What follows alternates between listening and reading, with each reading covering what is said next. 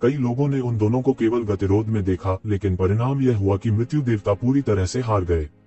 जिस वास्तविक शरीर को उसने बुलाया था वह भी धीरे धीरे अंतहीन रसातल में चला गया। जब डेथ लॉर्ड को मार दिया गया था तो उसने भविष्य में एक ज़ोंबी परिवर्तन की संभावना को रोकने के लिए इसे दबाने के लिए एक शक्तिशाली गठन भी स्थापित किया था। अन्यथा वह बाहर जाने के लिए सीधे अपने शरीर को नियंत्रित कर सकती थी। उसे अब की तरह चलने के लिए ये कियान के शरीर का उपयोग करने की आवश्यकता नहीं थी। भले ही वह अपने वास्तविक शरीर को बुलाना चाहती हो, उसे गठन का दमन सहना होगा। वह इसे केवल ट्रम्प कार्ड के रूप में इस्तेमाल कर सकती थी और बार बार इस्तेमाल नहीं किया जा सकता था। फिर भी यह काफी अत्याचारी था। अगर उसे येज़ेबेल जैसी संकी नहीं मिली जिसके पास 10,000 मेथड रूलेट था, तो दूसरे कैसे डेथ लॉर्ड के असली शरीर को गंभीर रूप से घायल कर सकते थे, जिससे उसकी खामियां दिखाई देती थी और अंत में उसे स्पिरिट स्पेस में जाने दिया जाता था। इसके अलावा भले ही वह स्पिरिट स्पेस में भाग गई हो, डेथ लॉर्ड द्वारा मारे जाने की संभावना सबसे अधिक थी। किसने सोचा होगा कि येज़ेबेल के हाथों में वास्तव में ज्ञानवर्धक दिमाग वाला प्राचीन वृक्ष जैसी स्वर्ग को चुनौती देने वाली चीज थी। यदि यह इन सभी दुर्घटनाओं के लिए नहीं होता तो डेथ लॉर्ड की ताकत के साथ इसे फुलप्रूफ कहा जा सकता था। ये शिवेन को सीधे तौर पर दबाना उसके लिए मुश्किल नहीं होगा। दुर्भाग्य से यह केवल यही कहा जा सकता है कि मनुष्य प्रस्तावित करता है लेकिन भगवान निस्तारण करता है। भगवान ने उसे जीवित रहने की अनुमति नहीं दी। कियान येज़ेबेल आगे बढ़ी और ये कियान की आत्मा को गले लगा लिया। यह पारदर्शी होना शुरू हो गया था और उसकी आत्मा लगभग बिखर चुकी थी। येज़ेबेल तुरंत समझ गए कि डेथ लॉर्ड और ये कियान की आत्मा कुछ समय से आपस में मिल रही थी और खा रही थी। हालांकि डेथ लॉर्ड प्रमुख था, दोनों पक्ष पहले से ही बहुत गहराई से जुड़े हुए थे। यदि यह ज्ञानवर्धक मन प्राचीन वृक्ष के लिए नहीं होता जिसने उसकी आत्मा को स्थिर कर दिया होता, तो वह डेथ लॉर्ड के साथ पूरी तरह से समाप्त हो जाती। उन्होंने प्रबुद्ध मन प्राचीन वृक्ष को वापस लेने का साहस नहीं किया, अन्यथा ये कियान की मौके पर ही मौत हो जाती। अभी ये कियान को होश भी नहीं था, वह उससे कुछ नहीं पूछ सका। येज़ेबेल बस आत्मा के स्थान से हट गई और ये कियान के कोमल शरीर को गले लगा लिया। ये कियान के शरीर पर मौत की ऊर्जा बहुत मोटी थी। मृत्यु देवता के नियंत्रण के बिना यह मृत्यु ऊर्जा उसके शरीर और आत्मा को और अधिक नष्ट कर रही थी। यदि यह जारी रहा, भले ही ज्ञानवर्धक मन प्राचीन वृक्ष ने उसकी आत्मा को स्थिर कर दिया, तो यह केवल प्रक्रिया में देरी करेगा। येज़ेबेल ने अपने दांत पीस लिए और बस त्यानयुवान मिरर को खोल दिया। ये कियान को गड़गड़ाहट वाली तरल झील में चूस लिया। उसने उस शक्ति का उपयोग नहीं किया था जो उसने पहले एकत्र की थी। उसने बस वज्र की शक्ति का उपयोग उसके शरीर पर मोटी मृत्यु ऊर्जा का विरोध करने के लिए किया। वास्तव में एक बार जब वह गड़गड़ाहट वाली तरल झील में प्रवेश करती है तो उसके शरीर पर मौजूद मृत्यु ऊर्जा तुरंत समाप्त हो जाती है। यह ऐसा था जैसे वह पागल थी। येज़ेबेल को आखिरकार राहत मिली। कम से कम इस तरह ये कियान की आत्मा के विलुप्त होने की गति धीमी हो गई थी, इसलिए उसे लकड़ी की सीमा से बाहर निकलने तक उसे पकड़ने में सक्षम होना चाहिए। वह खुद से नफरत करता था। उसे ये कियान को विरासत स्वीकार नहीं करने देना चाहिए था, अन्यथा चीजें इस तरह से नहीं निकली होती, क्योंकि वही था जिसने ये कियान को विरासत में भेजा था। ये कियान की स्थिति के संबंध में येज़ेबेल कुछ भी नहीं कर सकती थी। मृत्यु की शक्ति जिसे डेथ लॉर्ड उत्सर्जित कर रहा था उससे कहीं अधिक थी जिसे येज़ेबेल दबा सकता था। यह एक राजा श्रेणी के दुर्जय मार्शल कलाकार की शक्ति थी। इसके अलावा ये कियान और अधिक पीड़ा नहीं सह सकती थी। वह केवल उसकी चोटों को दबा सकता था और उन्हें और बिगड़ने से रोक सकता था। यह सबसे अच्छा तरीका था जिसके बारे में वह इस समय सोच सकता था। जैसे ही येज़ेबेल उसे अपनी आत्मा की कलाकृतियों में ले गया, ये कियान का शरीर शिथिल पड़ गया। क्या हुआ किसी को पता नहीं चला। यहाँ तक चेन तेंगकोंग भी स्पष्ट रूप से नहीं देख पाए। कोई नहीं जानता था कि क्या ये कियान मर गया था।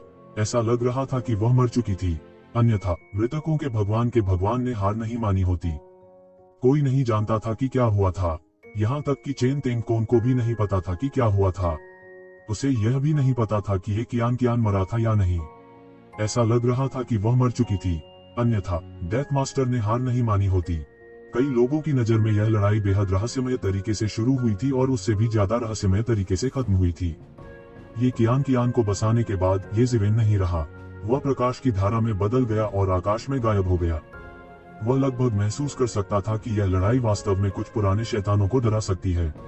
वह यही नहीं चाहता था। हालांकि येज़ेबेल बहुत जल्दी निकल गया, फिर भी इस लड़ाई की खबर पूरे वुडवुड क्षेत्र में आश्चर्यजनक गति से फैल गई।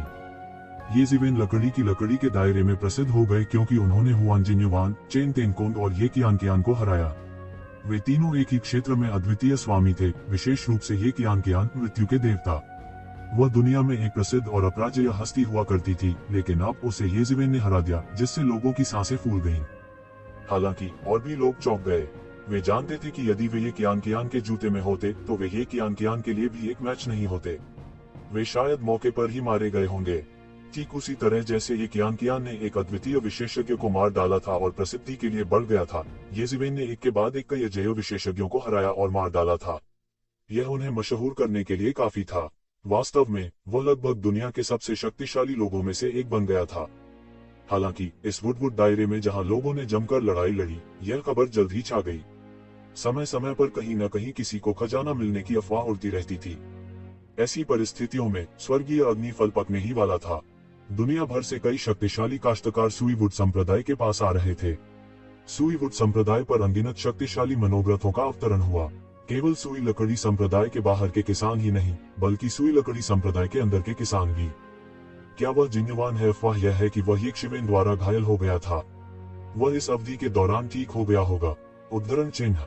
एक सुनहरी पंख वाले कौवे को आसमान से उतरते और एक सुंदर आदमी में बदलते देख कोई चौंक गया।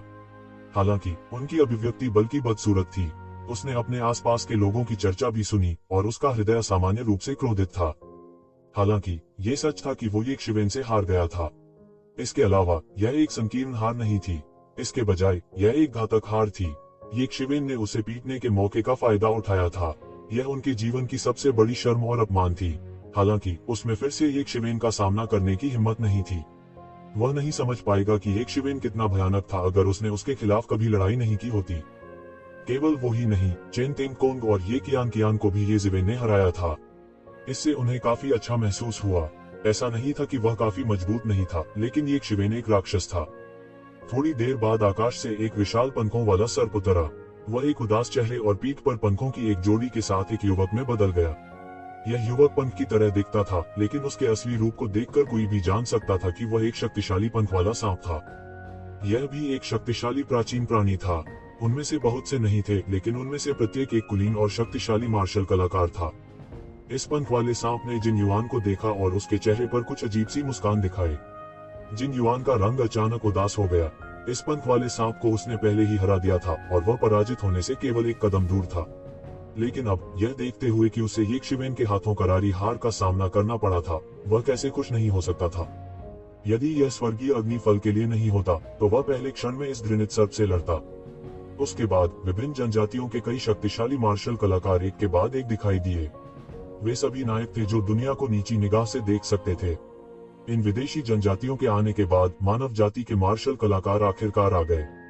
सबसे पहले आने वाला युवा फायर सम्राट था। उसका पूरा शरीर मानव आकार की लौ की तरह लाल था। उसे दूर से देखने पर ऐसा लगता था मानो जलकर कुरकुरे हो जाओगे। यह बेहद भयानक था। हालांकि युवा फायर सम्राट का चेहरा अच्छा नहीं लग रहा था। वहां मौजूद कई लोग जानते थे कि इस बार फायर ट्राइब ने कई मार्शल आर्टिस्ट भेजे थे। हालांकि कुछ समय पहले उनमें से बड़ी संख्या में बेवजह नरसंहार किया गया था। उन्हें भारी नुकसान उठाना पड़ा था। इसने युवा अग्नि सम्राट को अपमानित महसूस कराया। वह गुस्से में उड़ गया। हालांकि ऐसा कुछ नहीं था जो वह कर सकता था। थंडर किरण ने पहले ही अधिकांश मार्शल कलाकारों को नष्ट कर दिया था। थंडर किरण द्वारा मार्शल कलाकारों की लाशों को भी निगल लिया गया था। पीछे कोई निशान नहीं बचा था। इसलिए वह केवल यह निष्कर्ष निकाल सका कि उन्होंने थंडर किरण का सामना किया था। अन्यथा फायर ट्राइब के मार्शल कलाकारों की ताकत से वे पूरी तरह से नष्ट नहीं हुए होते। इसलिए पिछले वर्ष में युवा अग्नि सम्राट ने अपना अधिकांश समय थंडर किरण के ठिकाने की खोज में बिताया था। फायर ट्राइब के मार्शल कलाकारों का बदला लेने के लिए उन्होंने कई बार थंडर किरण का पीछा किया था। थंडर किरण की वजह से कोई नहीं जानता था कि फायर ट्राइब के मार्शल आर्टिस्ट वास्तव में येज़ेबेल द्वारा मारे गए थे। युवा फायर सम्राट के बाद सुई किंग भी आ चुके थे। वह जानवरों की खाल पहने एक लंबा और पतला युवक था। अपनी कम उम्र के बावजूद उनमें एक मानव सम्राट की आभा थी। यहाँ तक कि सुई सॉवरेन भी इस उम्र में उनके जितना मजबूत नहीं हो सकता है। सुई किंग और युवा फायर सम्राट किनारे खड़े होकर एक दूसरे को देख रहे थे। जिस मार्शल आर्ट का उन्होंने अभ्यास किया उसने उन्हें स्वाभाविक दुश्मन बना दिया। सुई किंग के बाद मानव जाति का एक और युवा मार्शल कलाकार आया। यह थंडर जनजाति से लेई ही था। उनके पास एक अचूक तेज स्वभाव था। गति के मामले में वह युवा फायर सम्राट से ज्यादा कमजोर नहीं थे। वह भी किनारे खड़ा था, चुपचाप स्वर्गीय अग्नि फल के पकने की प्रतीक्षा कर रहा था। सुई के पेड़ पर 30 फल लटके हुए थे। 10,000 वर्ष बाद केवल यही 30 फल पके थे। सुई के पेड़ के पास जाने की किसी की हिम्मत नहीं हुई। आग की लपटें काफी भयावह थीं। उन्होंने केवल दूर से प्रतीक्षा करने का साहस किया। स्वर्गीय अग्निफल के पकने के बाद यह स्वतः ही पेड़ से अलग हो जाएगा। वह इसके लिए लड़ने का समय था। लेई के बाद एक और शक्तिशाली जनजाति, पवन जनजाति की अद्वितीय प्रतिभा फैंगलिंग भी चुपचाप भीड़ के बीच दिखाई दी। उनके बारे में कई किंवदंतियां थीं। ऐसा कहा जाता था कि जब उनकी मां उनके साथ गर्भवती थी तो उन्होंने गलती से एक अजीब फल निगल लिया था। उसके बाद जब वह पैदा हुआ, वह एक प्राकृतिक प्रतिभा था। वह पवन विशेषता के सभी मार्शल आर्ट एक ही बार में सीख सकते थे। वह एक पवन आत्मा बनने के लिए पैदा हुआ था। पैतृक भूमि की इस पीढ़ी में वह सबसे प्रसिद्ध शख्सियतों में से एक थे। वे सब यहाँ हैं। फैंगलिंग के बाद किनली और अन्य लोग देर से पहुंचे। हालांकि एक नजर देखने के बाद भीड़ को उनमें ज्यादा दिलचस्पी नहीं थी। लोगों का एक समूह जो अभी तक अनंत क्षेत्र तक नहीं पहुंचा था, वह बिल्कुल भी खतरा नहीं था। ये जीवेन के शरीर पर ये हमले हुए, लेकिन वे उसका कुछ नहीं कर सके। वास्तव में वे पूरी तरह से अनुपयोगी थे। जिस क्षण उनके शरीर पर हमले हुए, वे सभी ढह गए और तितर बितर हो गए। हर कोई स्पष्ट रूप से देख सकता था कि हमले को रोका नहीं गया था। इसके बजाय यह एक शिवेन के शरीर पर उतरा था। हालांकि यह उसकी त्वचा को भी नहीं तोड़ सका। एक के बाद एक कई लोगों की सांसें थम गईं। सुनहली मकड़ी की ताकत को सभी अच्छी तरह से जानते थे। निश्चित रूप से यह कोई साधारण प्राणी नहीं था। हालांकि इसके हमले ये शिवेन के बचाव को भी नहीं तोड़ सके। यह पूरी तरह से सभी की उम्मीदों से परे था। यहाँ तक सुनहली मकड़ी की आंखें भी सदमे और अनिश्चितता से भर गईं। उसके मकड़ी के रेशम को दैवीय शक्ति से दिन रात परिष्कृत किया जाता था। यह अत्यंत शक्तिशाली था। यदि वे इसे छूते हैं तो एक अमर क्षेत्र विशेषज्ञ गंभीर रूप से घायल हो जाएगा। हालांकि ये सभी येक्षवेन के शरीर पर गिरे हुए थे। उसके बालों की एक लट भी नहीं छिड़ी थी। ऐसी भौतिक साधना अत्यंत भयानक थी। यह अफवाहों से भी ज्यादा भयानक था। ऐसा नहीं था कि उसने कभी येक्षवेन की अफवाहों के बारे में नहीं सुना था, लेकिन अफवाहें अक्सर बढ़ा चढ़ाकर कही जाती थी। इसके अलावा उसे अपनी ताकत पर पूरा भरोसा था। दुश्मन चाहे कोई भी हो, वह उन्हें मार सकता था। हालांकि येक्षवेन ने जितना सोचा था उससे कहीं अधिक कठिन था। यदि यह अतीत में होता, जब स्वर्ग के अग्निफल परिपक्व होते, तो इसे सहन करना ठीक होता। हालांकि येज़वेन ने यह कहने का साहस किया कि इसकी खेती पर्याप्त अच्छी नहीं थी और इसे खो जाने के लिए कहा। हालांकि यह वही था जिसने इसे पहले कहा था। यह सच था कि यह इसे सहन नहीं कर सका। अगली बार हेवन फायर फ्रूट दसियों हजार साल बाद परिपक्व होगा। असीमित आयु वाले देवता के लिए भी दसियों हजार वर्ष एक लंबी अवधि थी। यह अगली बार के लिए इंतजार नहीं कर पाएगा। बजना। सुनहली मकड़ी के हाथों में एक भेदी ध्वनि के साथ एक लंबा भाला दिखाई दिया। यह सुनहरे रंग का था और फर से ढका हुआ था। स्पष्ट रूप से यह एक विशाल मकड़ी की तरह लग रहा था जो स्वर्ग को निगलने वाले टाइटैनिक जानवर को खा सकता था। वह गोल्डन स्पाइडर एम्परर स्पीयर है। यह गोल्डन स्पाइडर एम्परर स्पीयर है। ऐसा कहा जाता है कि गोल्डन स्पाइडर सम्राट स्पीयर को उनकी मृत्यु के बाद गोल्डन स्पाइडर कबीले के राजा सील दायरे के पूर्वज के पैरों से परिष्कृत किया गया था। यह हमेशा पितृसत्ता को दिया गया है। मुझे उम्मीद नहीं थी कि यह उसे दिया जाएगा। ऐसा लगता है कि गोल्डन स्पाइडर कबीले में उसकी स्थिति की पुष्टि हो गई है और कोई भी उसकी जगह नहीं ले सकता है। इस दौड़ के लिए एक उत्तराधिकारी का इतनी जल्दी चुना जाना एक त्रासदी है, लेकिन यह उसके लिए बहुत अच्छी बात है, क्योंकि संसाधनों के लिए कोई भी उसके साथ प्रतिस्पर्धा करने नहीं आएगा और पूरी दौड़ उसके चारों ओर घूमेगी। फूश। पलक झपकते ही वह सुनहली मकड़ी एक लंबा भाला लिए हुए तुरंत एक शिवेन के सामने आ गई। यह बहादुर और अजेय था, बिल्कुल एक अद्वितीय जनरल की तरह, और इसके हाथ में लंबा भाला सीधे एक शिवेन की ओर चुप गया।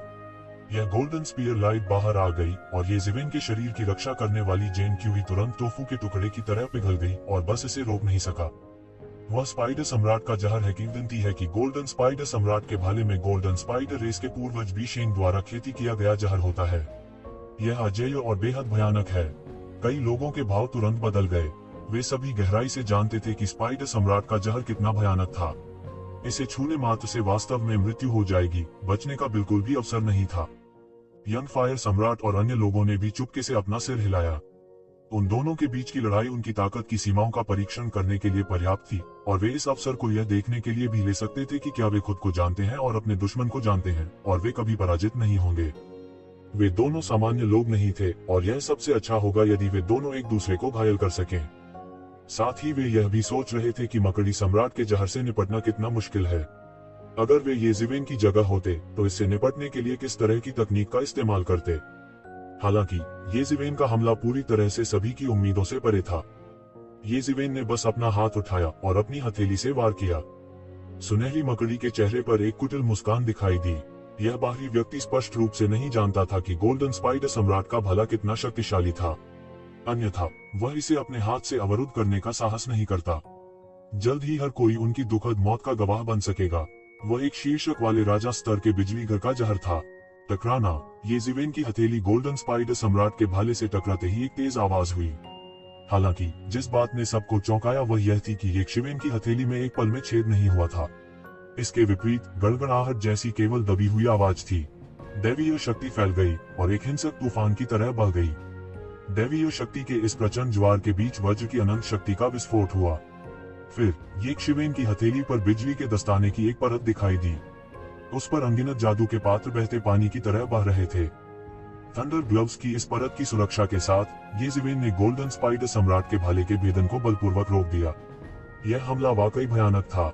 गड़गड़ाहट की शक्ति जिसे येज़िवेन ने संघनित किया था वास्तव में जहर से पिघल गया था और शून्य में घुस गया था। हालांकि सबसे महत्वपूर्ण बात यह थी कि यह अभी भी येज़िवेन के बचाव को तोड़ नहीं सका था। क्या तुम्हारे पास इतना ही है? मुझे नहीं लगता कि यह इतना अच्छा है। येज़िवेन की आंखों में थोड़ी ठंडक आ गई। उसने आकाश में हेवन फायर फ्रूट को देखा। लपटें लगातार निकल रही थी और यह पकने से दूर नहीं थी। धिक्कार है, तुम आज मरने वाले हो। गोल्डन स्पाइडर दहाड़ा और उसका शरीर चमक उठा। क्षण भर में उसके शरीर से भाले दाव की अनंत आभा निकल पड़ी। गोल्डन स्पाइडर सम्राट के हाथ में भाला अजीब और दबंग था, जैसे कि वह युद्ध के मैदान में चार्ज कर रहा हो।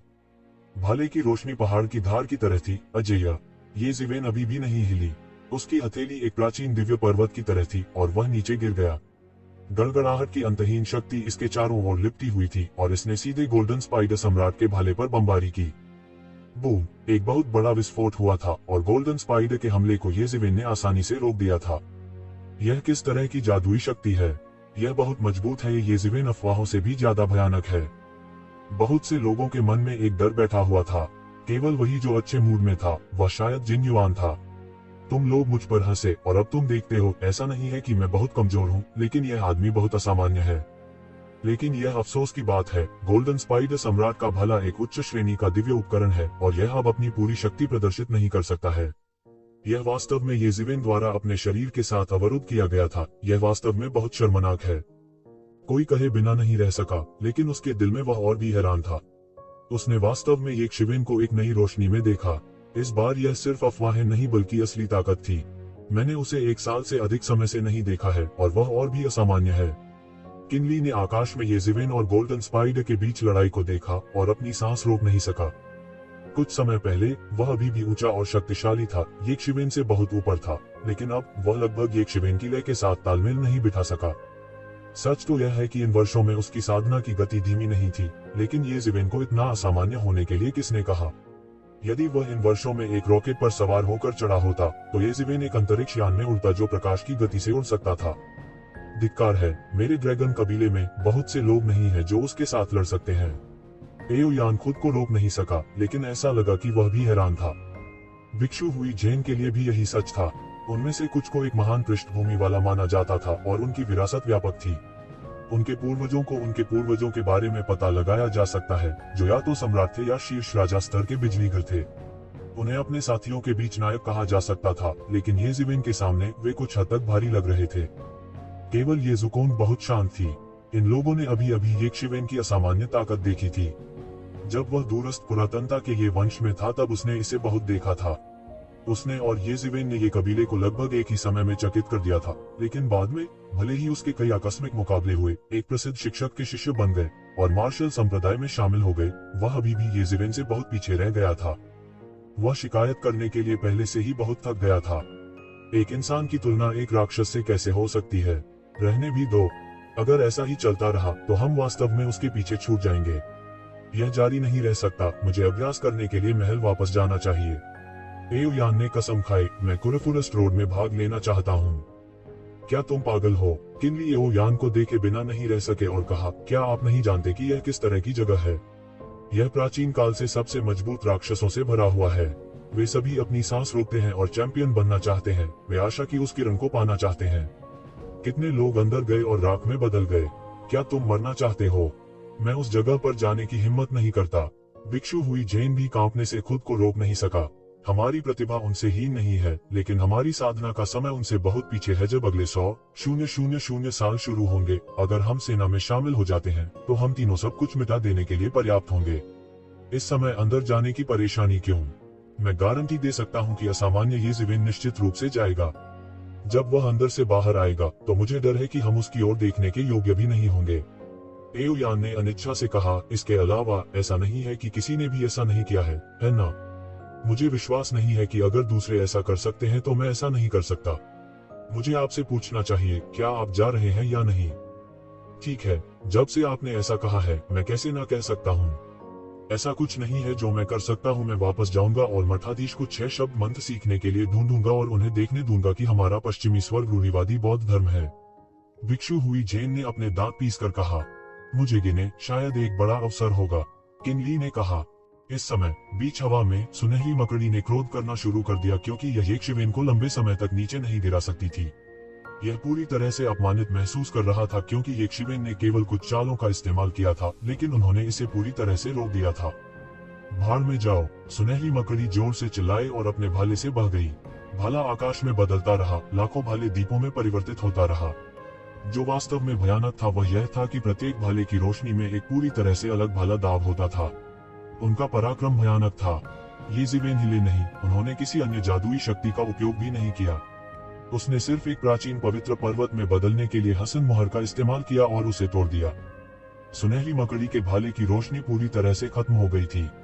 सुनहरी मकड़ी के शहंशाह भाले पर जहर के अलावा उसे और किसी चीज की परवाह नहीं थी। डेथ लॉर्ड जैसे भयानक अस्तित्व की तुलना में यह समान स्तर पर नहीं था। क्या आपको लगता है कि आपने मेरे भाले के रास्ते को तोड़ दिया है? यह तो बस शुरुआत है। सुनहरी मकड़ी ने जोर से दहाड़ मारी और एक भाला अचानक आकाश में प्रकट हुआ और येशिवेन की ओर जा घुसा। लंबे भाले में एक अकल्पनीय शक्ति थी और एक पागल तूफान खड़ा कर दिया। अनगिनत शक्तिशाली प्राणी इसकी सतह पर दिखाई दिए और चिल्लाते हुए येशिवेन को मारने के लिए उसकी ओर झपटे। वे सभी शक्तिशाली अस्तित्व थे जिनका सिर इस लंबे भाले से काट दिया गया था। उनकी मृत्यु के बाद अनिच्छा और आक्रोश का एक निशान लंबे भाले से जुड़ा हुआ था और उनके जीवन काल के दौरान शक्तिशाली दुश्मनों के साथी बनने के लिए परिष्कृत किया गया था। पिछला आक्रमण तो केवल दिखावा था और यह वास्तविक आक्रमण था। जब सभी ने प्रतिक्रिया व्यक्त की तो यह भाला पहले से ही येशिवेन के सिर के करीब था और यह येशिवेन के सिर को फोड़ने वाला था। वास्तव में क्या यह आपकी गुप्त तकनीक है? यह अभी भी इससे बहुत दूर है। येशिवेन ने व्यंग्य किया, अब मेरे पास आपके साथ खेलने का समय नहीं है, मेरे लिए ब्रेक लें। येशिवेन की आभा अचानक बदल गई, एक प्राचीन दिव्य पर्वत की तरह जमीन से खड़ी उठती हुई, अतुलनीय रूप से राजसी। उसका पूरा शरीर आकाश में उड़ गया और उसके शरीर के ऊपर 9 गड़गड़ाहट वाले ड्रैगन संघनित हो गए और धीरे धीरे उसके शरीर के चारों ओर घूम गए।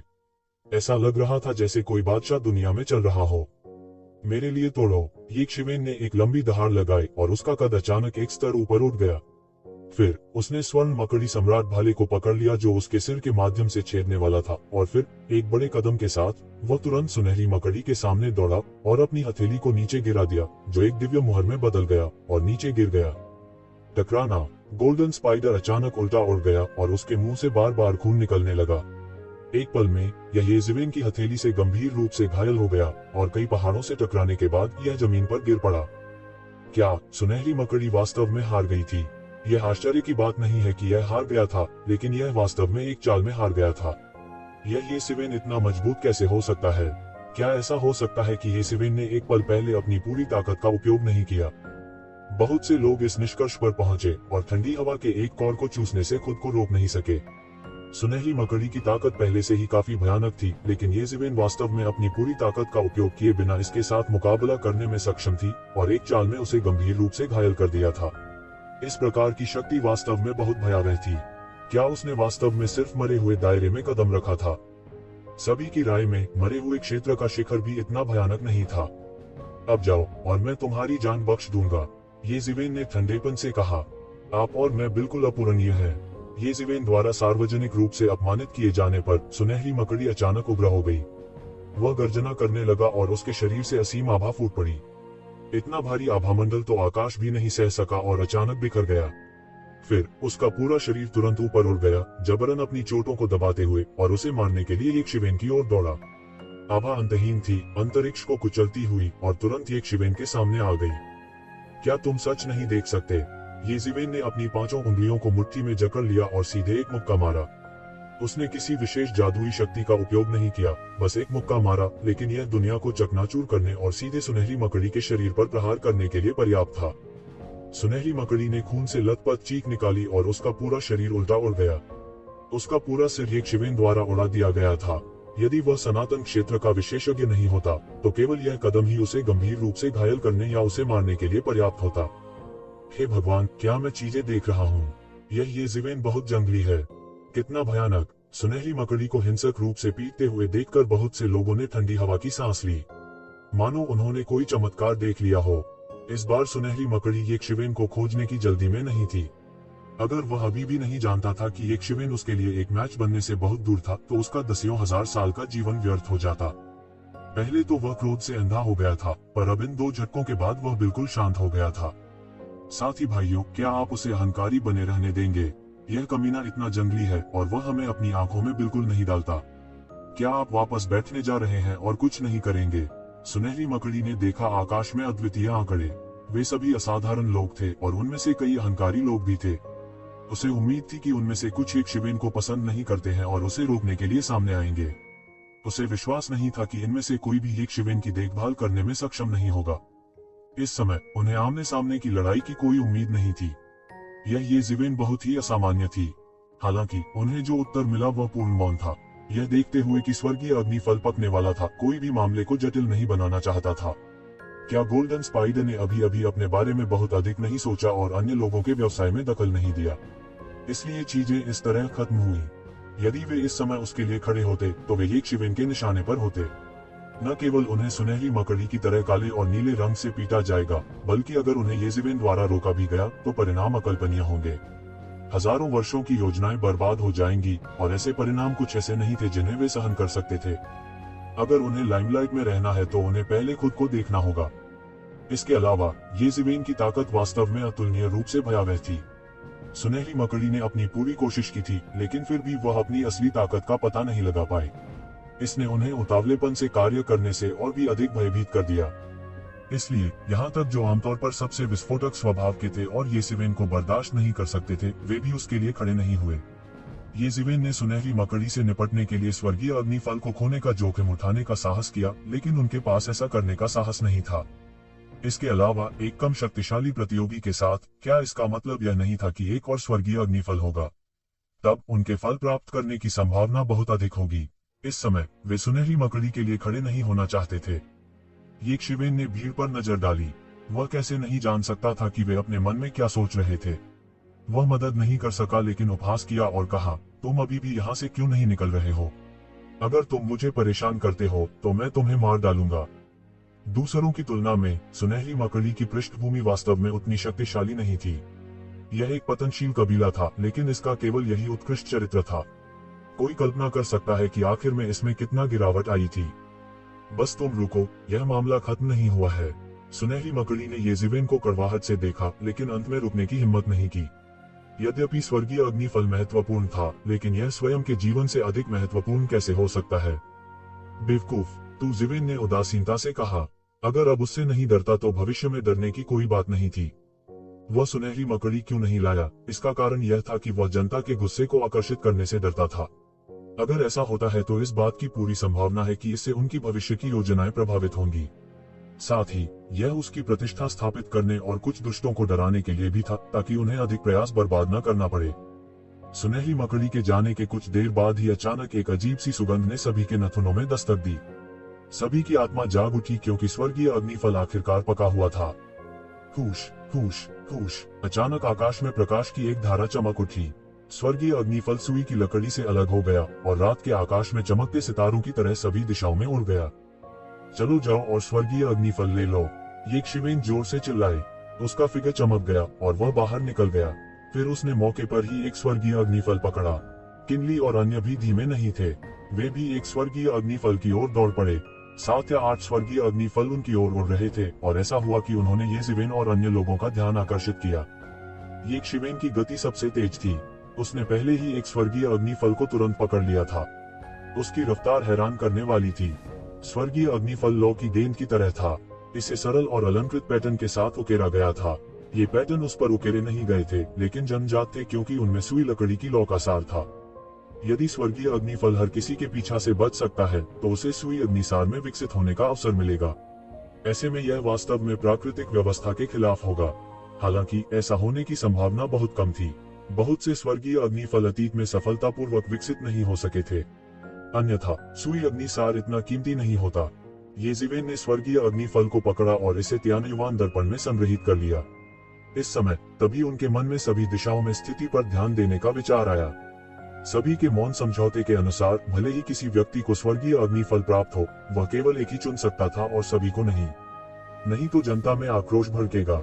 इतने सारे दिग्गजों का आक्रोश कोई नहीं सह सकता था। किनली और अन्य जो उसके पीछे चल रहे थे, उनकी नजर भी एक स्वर्गीय अग्निफल पर थी। उन्होंने इसे अपने हाथों में ले लिया। ये शिवेन के निगरानी में होने के कारण किसी ने भी इसे उनसे छीनने की हिम्मत नहीं की। शेष 2 स्वर्गीय अग्निफलों ने एक भयंकर प्रतियोगिता शुरू कर दी। कई मरे हुए दायरे के विशेषज्ञों ने तुरंत लड़ना शुरू कर दिया और यहाँ तक स्वर्ग की तिजोरी भी बिखर गई। लेकिन इस समय एक सुनहरी रोशनी सीधे आ गई, जो अपने साथ लौ का एक गोला लेकर आई। कई अनंत क्षेत्र के विशेषज्ञ जो समय पर चकमा नहीं दे सके, जलकर राख हो गए। ये शिवेन ने उस व्यक्ति पर अपनी नजरें टिका दी। यह जिन युवान के अलावा और कौन हो सकता है। हालांकि उसे पहले भी ये शिवेन द्वारा एक सबक सिखाया गया था। वह यह भी समझ गया था कि ये शिवेन कितना भयानक था। इस दिशा में ये शिवेन के साथ प्रतिस्पर्धा करने के लिए निश्चित रूप से कोई अद्वितीय विशेषज्ञ नहीं बचा होगा। ये शिवेन बहुत मजबूत थी। इस मामले में इसने उसे दूसरों के साथ प्रतिस्पर्धा न करने का मौका दिया, क्योंकि ये शिवेन अधिक से अधिक केवल एक ही स्वर्गीय अग्निफल उठा सकती थी। 2 बचे थे। कोई अन्य अद्वितीय विशेषज्ञ प्रतिस्पर्धा नहीं कर रहा है। कोई उसके लिए कैसे एक मैच हो सकता है। उसने आसानी से एक स्वर्गीय अग्निफल छीन लिया।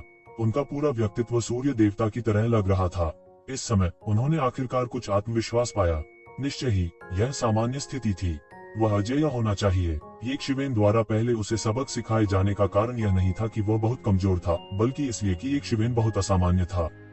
शेष स्वर्गीय अग्निफल ने खूनी लड़ाई शुरू कर दी। कई लोगों ने क्रूर लड़ाई लड़ी। यह उनका आखिरी मौका था।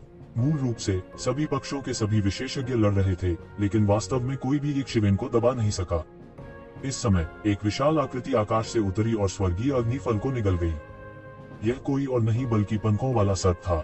हालांकि पंख वाले सर्प का शरीर घावों से ढका हुआ था। कुछ घाव इतने गहरे थे कि हड्डियां देखी जा सकती थी और उनसे लगातार खून टपक रहा था। वह कहीं और प्रतिस्पर्धा कर रहा था, लेकिन अंत में उसका एक शिवेन के लिए कोई मुकाबला नहीं था और वह गंभीर रूप से घायल हो गया था।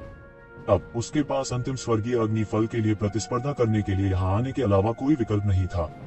यह ये शिवेन की उपस्थिति के कारण भी था कि यहाँ कोई भी अद्वितीय विशेषज्ञ नहीं थे। नहीं तो अब तक उसे हटा दिया गया होता। यह सब एक शिवेन की असाधारण शक्ति के कारण था। पंखों वाले सांप को पीटने वाला व्यक्ति कोई और नहीं बल्कि युवा अग्नि सम्राट था। युवा अग्नि सम्राट स्वर्गीय अग्निफल प्राप्त करने के लिए दृढ़ संकल्पित था।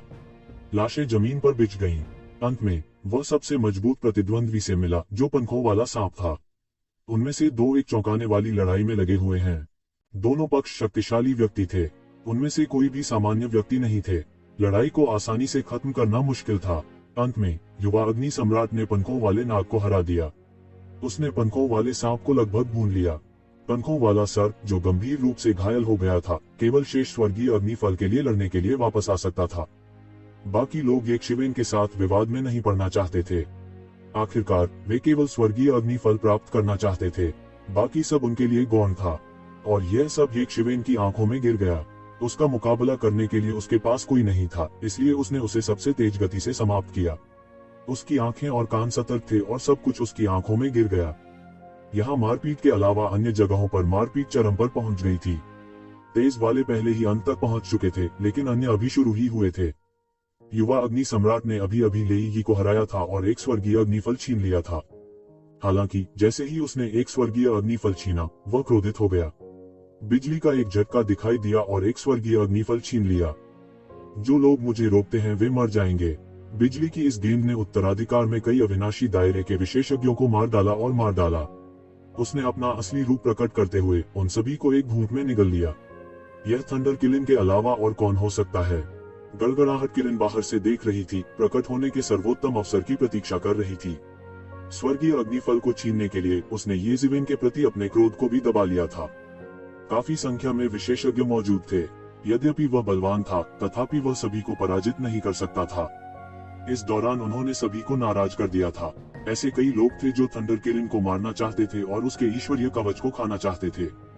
इसलिए उन्होंने खुद को दिखाने की हिम्मत नहीं की। वह केवल एक महत्वपूर्ण क्षण में एक स्वर्गीय अग्निफल ही छीन सकता था। तुम मौत को दावत दे रहे हो, जानवर अंत में खुद को दिखाने की हिम्मत करते हैं। युवा अग्नि सम्राट ने थंडर किरण को देखा और पागल हो गया।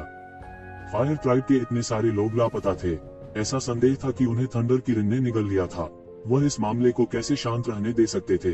थंडर किरण बिजली की गेंद में बदल गया और अब और रुकने की हिम्मत नहीं कर रहा था। वह इन शक्तिशाली प्राणियों द्वारा पकड़ा नहीं जाना चाहता था। छोटे अग्नि सम्राट के रूप में वह लपटों की एक गेंद में बदल गया और थंडर किरण का पीछा किया। उनका पीछा करते हुए उनकी गति बहुत तेज थी। पलक झपकते ही उन्होंने वुडवुड दायरे को छोड़ दिया था। येज़िवेन ने यंग फायर सम्राट, विंड स्पिरिट और अन्य की लड़ाई के अलावा चेंटेन कोन को आकाश में चढ़ते हुए और एक स्वर्गीय अग्निफल को छीनते हुए देखा। येज़िवेन और अन्य लोगों ने 6 स्वर्गीय अग्निफल छीन लिए थे। हालांकि शेष 24 स्वर्गीय अग्निफल उन अद्वितीय विशेषज्ञों के हाथों में पड़ गए थे।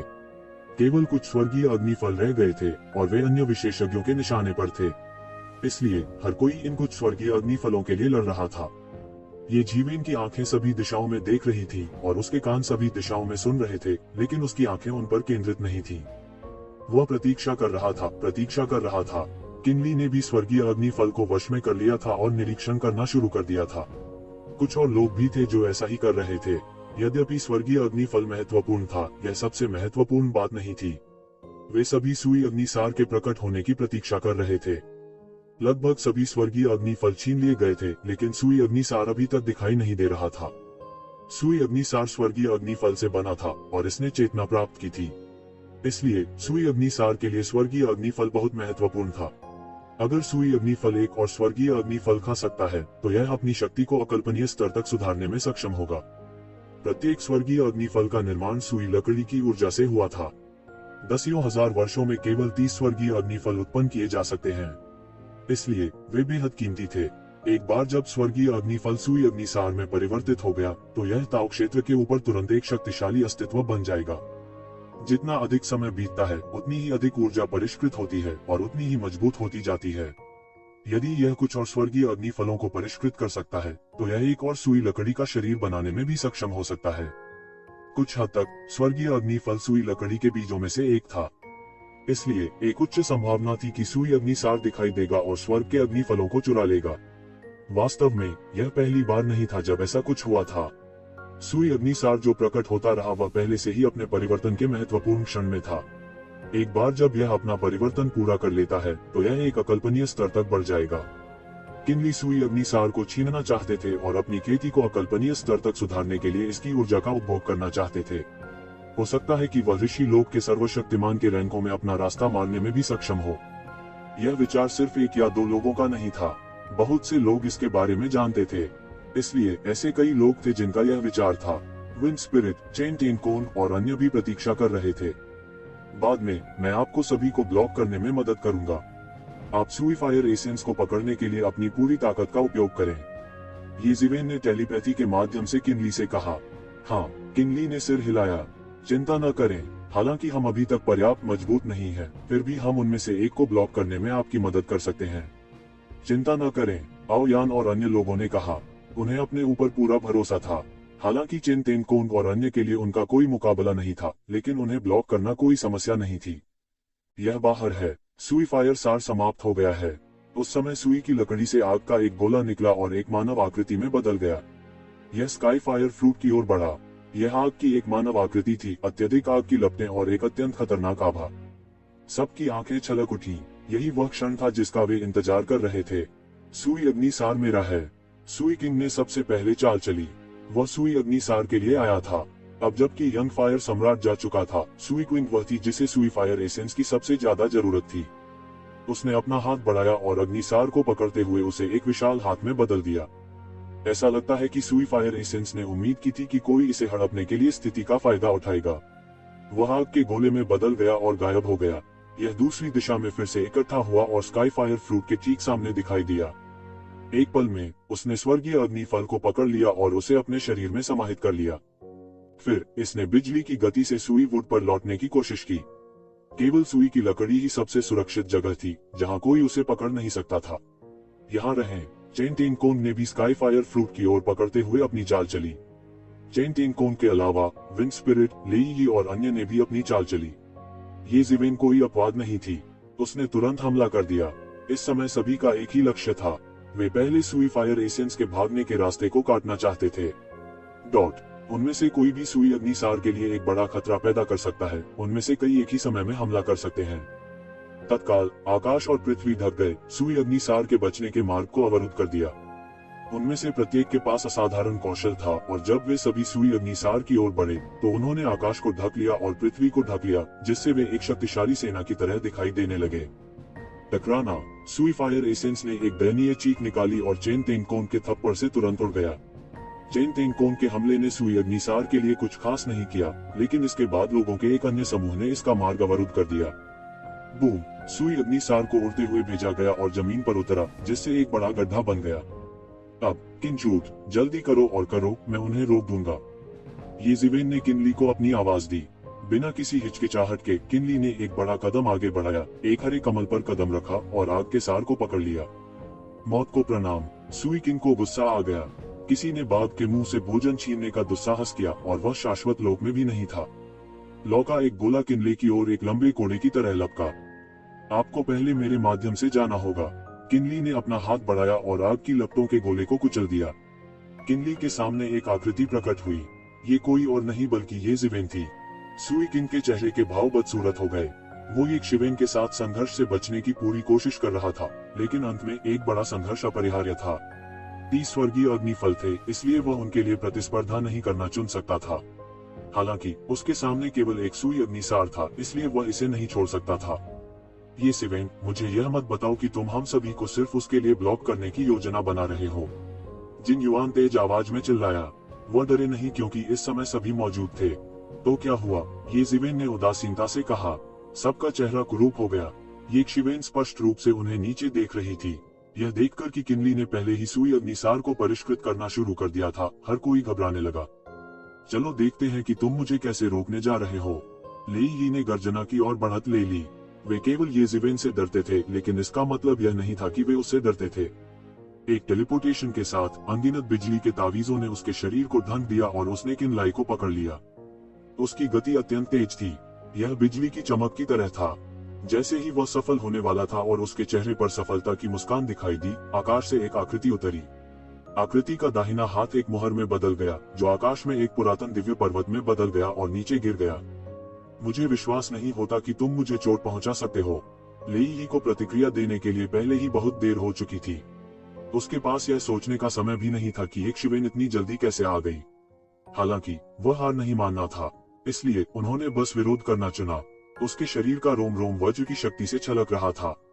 वज्र की यह शक्ति एक प्रकार के धावे में परिवर्तित हो गई और उसके शरीर पर एक वज्र कवच बन गया। बिजली सबसे शक्तिशाली आक्रामक तरीका था और अब यह रक्षा के लिए सबसे शक्तिशाली दैवीय क्षमता भी थी। टकराना। ये ज़िवेन का पुरातन पवित्र पर्वत सीधे लेई के शरीर पर गिरा। उसके वज्र कवच को तुरंत टुकड़ों में तोड़ दिया। प्रतीत होने वाला शक्तिशाली गड़गड़ाहट कवच बस ये ज़िवेन की हसनसील को रोक नहीं सका और तुरंत नीचे गिर गया। लेई ने दबी हुई कराह निकाली। उसके पूरे शरीर को एक शिवेन ने खून से सना हुआ मल दिया था। उसने मुंह भर खून उगल दिया। उसने जबरन ये ज़िवेन के हमले का विरोध किया और सीधे उसकी पीठ पर वार किया।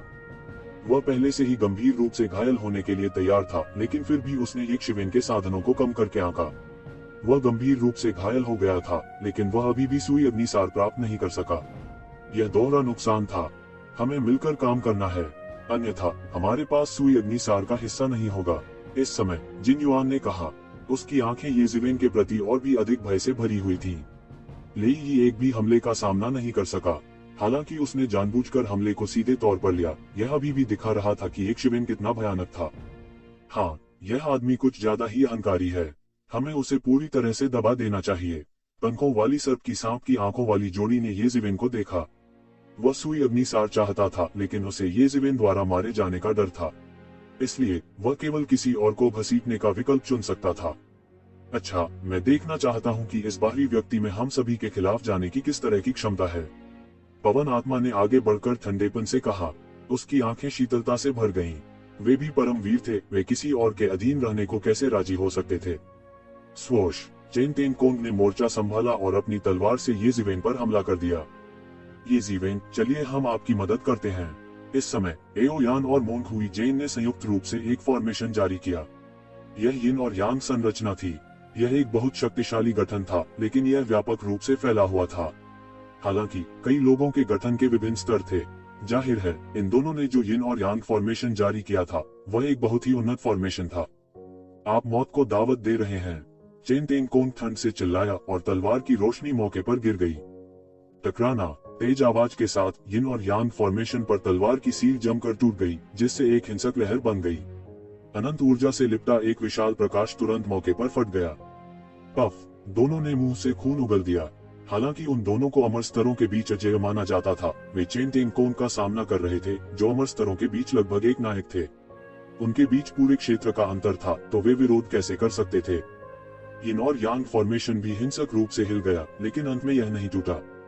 उनमें से दो केवल अमर स्तर के शिखर पर थे, लेकिन वे यिन और यांग फॉर्मेशन के साथ चेन तेन कोंग के हमले का विरोध करने में कामयाब रहे। गठन वास्तव में बहुत उन्नत था। दुर्भाग्य से एओ यान और मोंग हुई जेन के कौशल चेन तेन कोंग की तुलना में बहुत कमजोर थे। अचल पर्वत, भिक्षु हुई जेन चिल्लाया और यिन और यांग संरचना को स्थिर करते हुए अपनी जादुई शक्ति के इनपुट को बढ़ाया। दूसरी तरफ ये जुकोंग और किनशुंगेर आगे बढ़ने और कहने के अलावा और कुछ नहीं कर सकते थे। हमें अपनी सहायता करने दें। उन चारों ने एक साथ काम किया और अंत में यिन और यांग गठन को पूरी तरह से स्थिर कर दिया। सभी ने उन चारों की ओर कुछ डर भरी आंखों से देखा। वे चारों साधारण लोग नहीं थे। बात बस इतनी थी कि उन्होंने लंबे समय से खेती नहीं की थी। अगर उन्हें कुछ समय दिया जाता तो वे भविष्य में उनमें से एक जरूर बनते।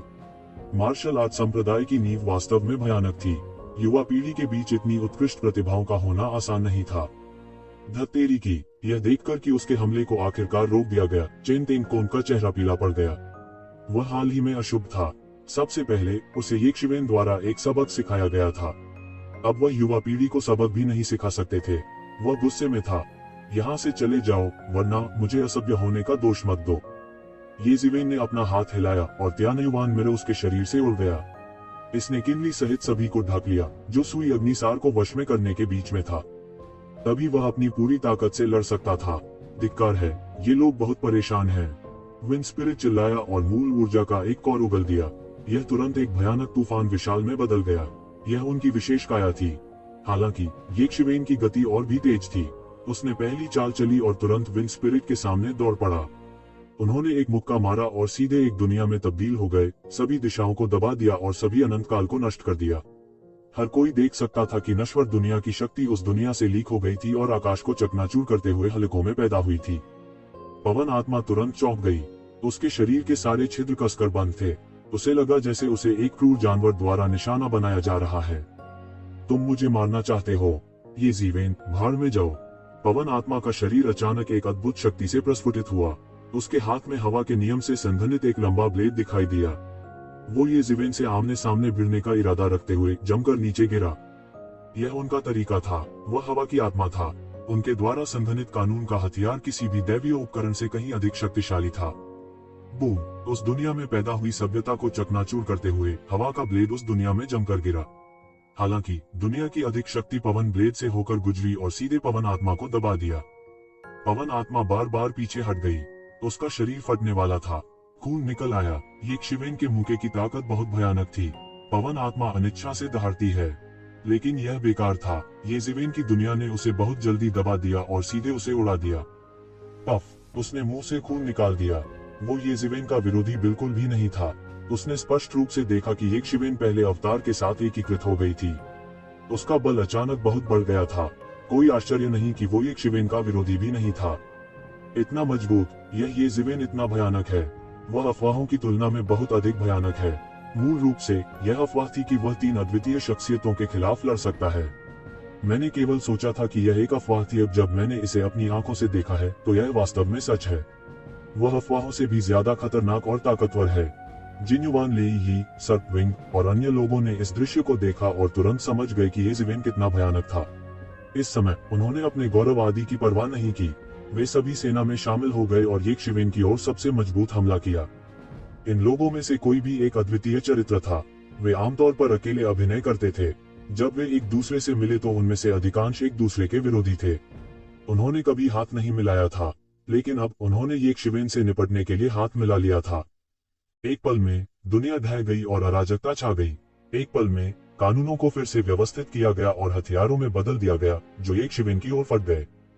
आप मुझे इनसे हराना चाहते हैं? असंभव। ये जिवेन एक और सेबर डाउ अवतार के साथ जुड़ गए और उनके शरीर की ताकत एक बार फिर भड़क उठी। उसके हाथ में कानूनों से घनीभूत एक लंबी कृपाण दिखाई दी। यह ज्वलंत कृपाण था। लपटें सभी नानमिंगली फायर थी और यह बेहद भयानक थी। तो जिवेन का दाव एक ही समय में कई मार्शल दाव को अपग्रेड करने के बराबर था। अपग्रेड करना बहुत मुश्किल था। साधारण प्रतिभाओं की तुलना में यह अधिक कठिन था, लेकिन एक बार जब यह वास्तव में महारत हासिल कर लेता है तो समान स्तर पर मैच मिलना मुश्किल होगा। इसके फायदे और नुकसान कहे जा सकते हैं। विभिन्न विशेषज्ञों के हमलों का सामना करते हुए उनके हाथ में लंबी कृपाण सीधे नीचे गिर गई। गड़गड़ाहट, भयंकर टक्करों की एक श्रृंखला हुई। कृपाण प्रकाश और धार टकरा गई। यह बेहद भयानक था। टकराना जोर की दहाड़ थी। कृपाण प्रकाश ने सब कुछ काट दिया और सब कुछ चकनाचूर कर दिया। कृपाण प्रकाश ने अपनी गति नहीं खोई और इन लोगों की ओर खिसक गया। सर्वप्रथम उस सर्पपंख को आघात पहुंचा। धधकता हुआ कृपाण नानमिंगली फायर के साथ पूरे क्षेत्र में बह गया। इसके रास्ते में सब कुछ जल गया। इसे कोई नहीं रोक सका। टकराना पंखों वाला सर्प इसे रोकने में कामयाब नहीं हुआ और उसे उड़ते हुए भेज दिया गया। वह धधकते कृपाण से लगभग आधा कट गया था। तो जिवेन के ब्लेजिंग सेबर में एक भयानक कृपाण इरादा था जो दुनिया को आधे में काट सकता था। अब किसी की आगे बढ़ने की हिम्मत नहीं हुई। उन्होंने ये शिवेन को सावधानी से देखा। हालांकि वे जानते थे कि ये जिवेन का मार्शल आर्ट अवतार लंबे समय तक कायम नहीं रह सकता था, फिर भी यह काफी चौंकाने वाला था। वे यहाँ ये शिवेन के साथ लड़ना नहीं चाहते थे। दोनों पक्ष घायल होंगे और वे नहीं जान पाएंगे कि अंत में इससे किसे लाभ होगा। पंखों वाला सर्प लगातार दहाड़ रहा था, लेकिन उसने उतावलेपन से काम लेने की हिम्मत नहीं की। ये शिवेन का ब्लेड बहुत ही अद्भुत था। इसने उसे चौंका दिया था। इस समय ये जिवेन की भव्य आभा फल फूल रही थी और वह आगे बढ़कर किसी और का चारा नहीं बनना चाहता था। तुम पहले जाओ, ये शिवेन ने किनली से कहा। हालांकि किनली ने आग के सार को पूरी तरह से वश में नहीं किया था, लेकिन उन्होंने पहले ही इस पर कुछ नियंत्रण हासिल कर लिया था। उसने अब और रुकने का साहस नहीं किया। इनमें से कोई भी फायर एसेंस उन्हें गंभीर नुकसान पहुंचा सकता है। उनके पास एक शिवेन जैसी ताकत नहीं थी, इसलिए उन्होंने लापरवाही से काम करने की हिम्मत नहीं की। ये शिवेन ने राहत की सांस ली जब किनली और अन्य लोग चले गए। वे शायद उसे पकड़ नहीं पाए। हालांकि किनली के जाने के कुछ ही समय बाद एक वास्तविक परिवर्तन हुआ। एक स्वर्गीय अग्निफल जो अभी भी लड़ा जा रहा था अचानक आकाश में फट गया और स्वर्गीय अग्निफल पर कब्जा कर लिया। सब दंग रह गए। एक और अग्निसार था। सुई फायर स्पिरिट, एक और सुई फायर स्पिरिट है। हर कोई दंग रह गया। उनमें से किसी ने भी कभी नहीं सोचा था कि एक और सुई अग्निसार होगा। दूसरे शब्दों में, सुई लकड़ी में हमेशा 2 या 2 से अधिक सुई अग्निसार होते थे। क्योंकि अग्नि तत्व सभी एक जैसे दिखते थे, वे उनमें अंतर नहीं बता सकते थे। इसके अलावा स्वर्गीय अग्निफल प्रत्येक 10,000 वर्षों में केवल एक बार ही परिपक्व होता है। लोगों का हर समूह अलग था, तो वे कैसे जान सकते थे कि अन्य अग्नि तत्व भी थे? यह पहली बार था, या यूं कहें कि यह उनके द्वारा एकत्रित की गई जानकारी से बिल्कुल अलग था। हर कोई एक ही समय में हैरान और उत्साहित था। पिछला सुओ फायर एसेंस पहले ही किनली द्वारा कब्जा कर लिया गया था और ये जिवेन उन पर नजर रखते हुए उनके पास कोई और मौका नहीं होना चाहिए। हालांकि यह सुफायर एसेंस अलग था। दूसरों की मदद के बिना ये जिवेन संभवतः उनसे एक और सुफायर सार कैसे छीन सकती है। अगर ऐसा होता तो चाचा बर्दाश्त कर सकते थे, लेकिन चाची नहीं कर सकती थी। आप छोड़ना चाहते हैं? लेई ही ने सबसे पहले प्रतिक्रिया दी। वह पक्ष में ठीक हो रहा था। अभी अभी एक शिवेन द्वारा उसे गंभीर रूप से घायल किया गया था। अब वह लगभग कुछ हद तक ठीक हो गया था। अंतहीन बिजली के बोल्ट आकाश में गड़गड़ाहट करते हैं, एक बिजली के अजगर में बदल जाते हैं जो शून्य के माध्यम से छेदते हैं और सुई अग्निसार को प्रकट करते हैं। फिर लाइटनिंग ड्रैगन सुफायर एसेंस के चारों ओर कुंडलित हो गया। पहले इसे पकड़ने की कोशिश कर रहा था। इतना बड़ा सुई फायर एसेंस। ये शिवेन थोड़ा हैरान थी। जितना उन्होंने सोचा था उससे कहीं ज्यादा बड़ा था। यदि किनली द्वारा कब्जा किया गया सुई अग्निसार मानव जितना लंबा था, तो यह सुई अग्निसार एक छोटी पहाड़ी जितना बड़ा था। यह एक सामान्य व्यक्ति जितना बड़ा था जिसने अपने धर्म संसार को मुक्त कर दिया था। यह सुओ फायर एसेंस कितने समय तक जीवित रहा, यह कल्पना करना कठिन था कि उसने कितने स्वर्गीय अग्निफल छीन लिए थे, और हो सकता है कि उसने कुछ अग्निसार को भी निगल लिया हो। यह सुओ फायर एसेंस लकड़ी में बदलने के संकेत दे रहा था, और ऐसा लग रहा था कि यह सुओ वुड में बदलने वाला है। इसकी तुलना में पिछला अग्निसार एक वयस्क की उपस्थिति में एक बच्चे की तरह था। गर्जन। सुओ फायर एसेंस गर्जना करता है और उसके शरीर पर आग की लपटें भयंकर रूप से जलती हैं, जिससे बिजली का अजगर जलकर राख हो जाता है। जाहिर है, यह सुओ फायर एसेंस पिछले वाले की तुलना में बहुत मजबूत था। मत जाओ, यहाँ रहें, मैं अमीर बनने जा रहा हूँ। हा हा हा हा। सुओ फायर एसेंस में से कई पहले से अप्रियता के बारे में तुरंत भूल गए। वह छोटा सा सू फायर एसेंस उनके सामने इस सू फायर एसेंस की तुलना में कुछ भी नहीं था। हालांकि यह सुओ फायर एसेंस स्पष्ट रूप से बहुत मजबूत था और इन सुओ फायर एसेंस के हमले इसका कुछ नहीं कर सकते थे। कुछ ही पलों में यह सुओ वुड में घुस गया था और जाने से पहले इसने भीड़ का मजाक उड़ाया।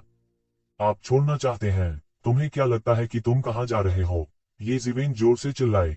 उसने एक कदम आगे बढ़ाया और तेजी से अंदर चली गई। क्या वह पागल है? सब दंग रह गए। उन्होंने ये ज़िवेन को देखा जो सुओ वुड में घुस गए थे, और उन्हें लगा जैसे उनके सिर फटने वाले थे। ऐसा क्यों लगा कि उसके सिर में कुछ गड़बड़ है? हर कोई जानता था कि सुओ वुड मानव जाति का संरक्षक वृक्ष था, और हर कोई जानता था कि यह कितना भयानक रूप से गर्म था। यहाँ तक कि देवता भी सुओ वुड में जीवित नहीं रह सकते थे जब तक कि उन्हें मोनार्क स्तर के विशेषज्ञ नहीं दिए जाते। यह कहा गया था कि मानव जाति के बीच कई सम्राट और इंपीरियल सम्राट थे जिन्होंने सुओ वुड के तहत दाव प्राप्त किया था, और सुओ सॉवरेन ने सुओ वुड के तहत दाव भी हासिल किया था। यहाँ तक सुओ वुड दायरे में पैदा हुए जीवों ने भी सुओ वुड के करीब आने की हिम्मत नहीं की। सुओ वुड से पैदा हुए सुओ फायर एसेंस ने ही इस पर जीने का साहस किया।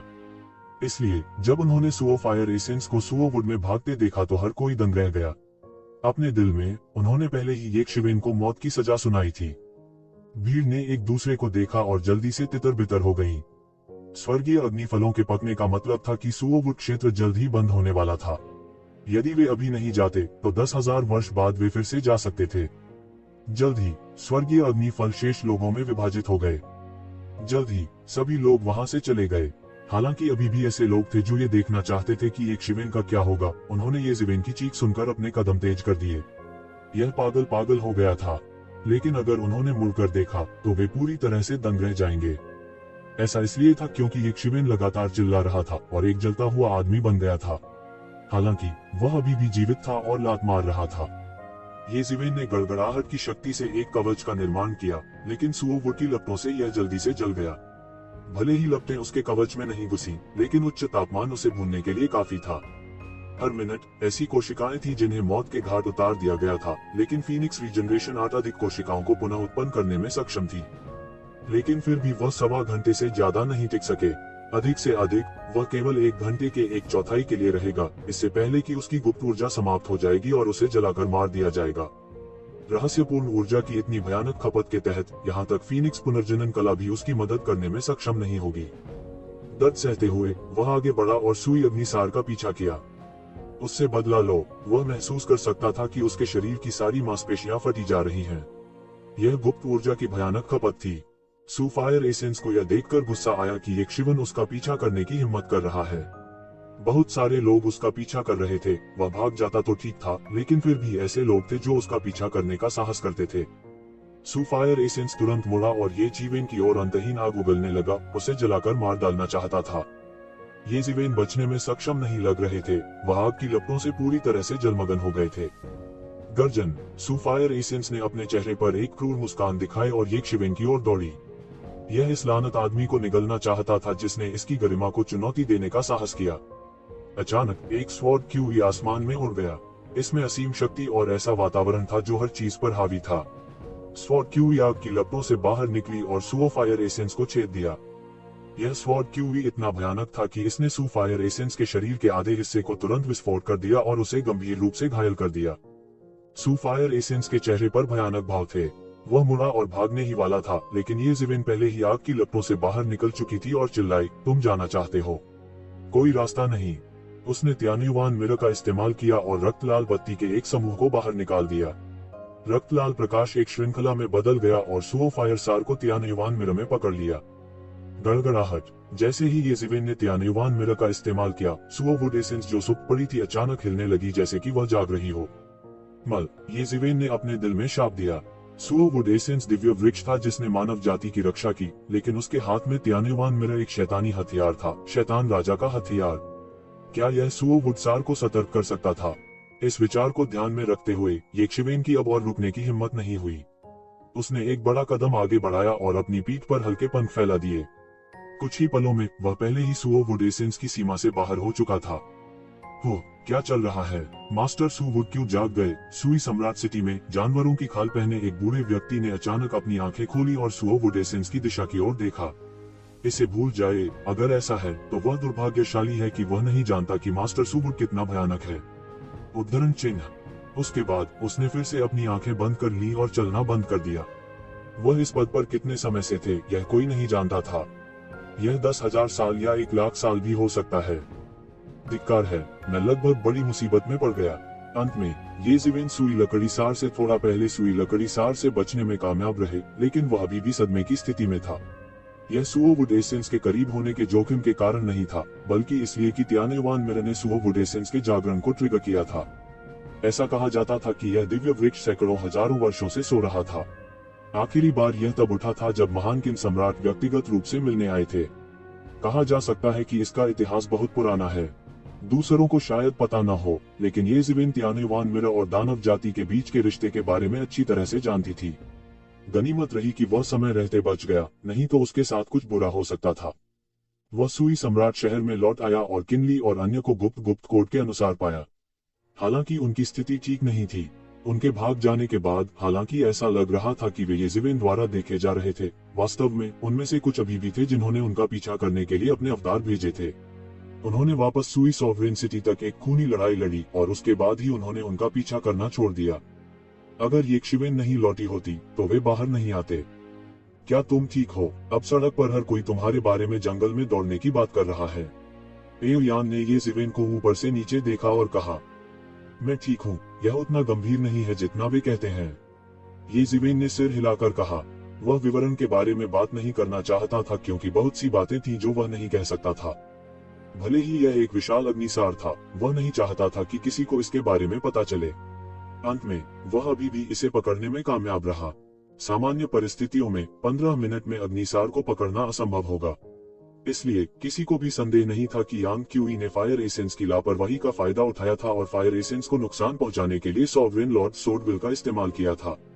बेशक पूरी प्रक्रिया बेहद खतरनाक थी। अगर फायर एसेंस लापरवाह नहीं होता तो यांग क्यूई की योजना विफल हो जाती। इसलिए इस बार येज़िवेन की सफलता आंशिक रूप से उसके अच्छे भाग्य के कारण थी। हालांकि जोखिम इसके लायक था।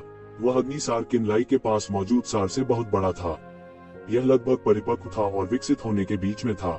यदि येज़िवेन अग्नि के इस सार को खा सकता है, भले ही वह अग्नि के नियम में विशेषज्ञ न हो, फिर भी इसे उसे अत्यधिक लाभ होगा। उनका नॉनमिंगली फायर संभवतः एक पल में भव्य समापन स्तर तक पहुंच जाएगा। हालांकि येज़िवेन ने अग्नि तत्व को निगलने की योजना नहीं बनाई थी क्योंकि इसकी कोई आवश्यकता नहीं थी। जब वह एक कठिन परिस्थिति में था तब उसने इसे बचाने की योजना बनाई। उस समय यह बहुत मददगार होगा। जब तक तुम ठीक हो। घर के अंदर किनली, जो बंद दरवाजे की खेती में थे, भी बाहर चले गए थे। वह अपनी अधिकांश चोटों से अभी अभी उबरा था। रास्ते में उसका पीछा करने वालों ने उसका पीछा किया था और सुई अग्निसार प्राप्त करने के बाद वह हर किसी का ध्यान केंद्रित हो गया था। सभी हमले उन्हीं को निशाना बनाकर किए गए थे, इसलिए उन्हें सबसे ज्यादा चोटें आई थीं। लेकिन अब वह ज्यादातर ठीक हो गया था। सतह पर वह कोई अलग नहीं दिख रहा था। येज़िवेन, इस बार यह सब आपके लिए धन्यवाद है। आपकी मदद के बिना मैं अग्निसार प्राप्त करने में सक्षम नहीं होती। किनले ने आभार व्यक्त किया। यदि येज़िवेन अपनी वर्तमान ताकत के साथ नहीं होता तो उसके लिए इतने सारे अद्वितीय प्रतिभाओं की चौकस निगाहों के तहत सुई अग्निसार को छीनना असंभव होता। मैं आज आप पर एहसानमंद हूँ। सौभाग्य से आप ठीक हैं, अन्यथा मैं अपने शेष जीवन के लिए दोषी महसूस करूंगा। यह कुछ भी नहीं है, यह सिर्फ केक का एक टुकड़ा है, लेकिन मेरे पास आपको परेशान करने के लिए कुछ है। येज़िवेन ने पूछा। बस मुझे बताओ कि तुम्हें क्या चाहिए। जब मैं इसे कर सकता हूँ मैं मना नहीं करूंगा। किनली ने जल्दी से कहा। मैं पूछना चाहता हूँ, स्वर्गीय क्षेत्र में क्या कोई प्रसिद्ध प्रतिभाशाली डॉक्टर है? येज़िवेन ने पूछा। मुझे मत बताओ कि तुमने कुछ छिपी हुई चोटें छोड़ी है, किनली ने कहा और अजीब तरीके से येज़िवेन को देखा।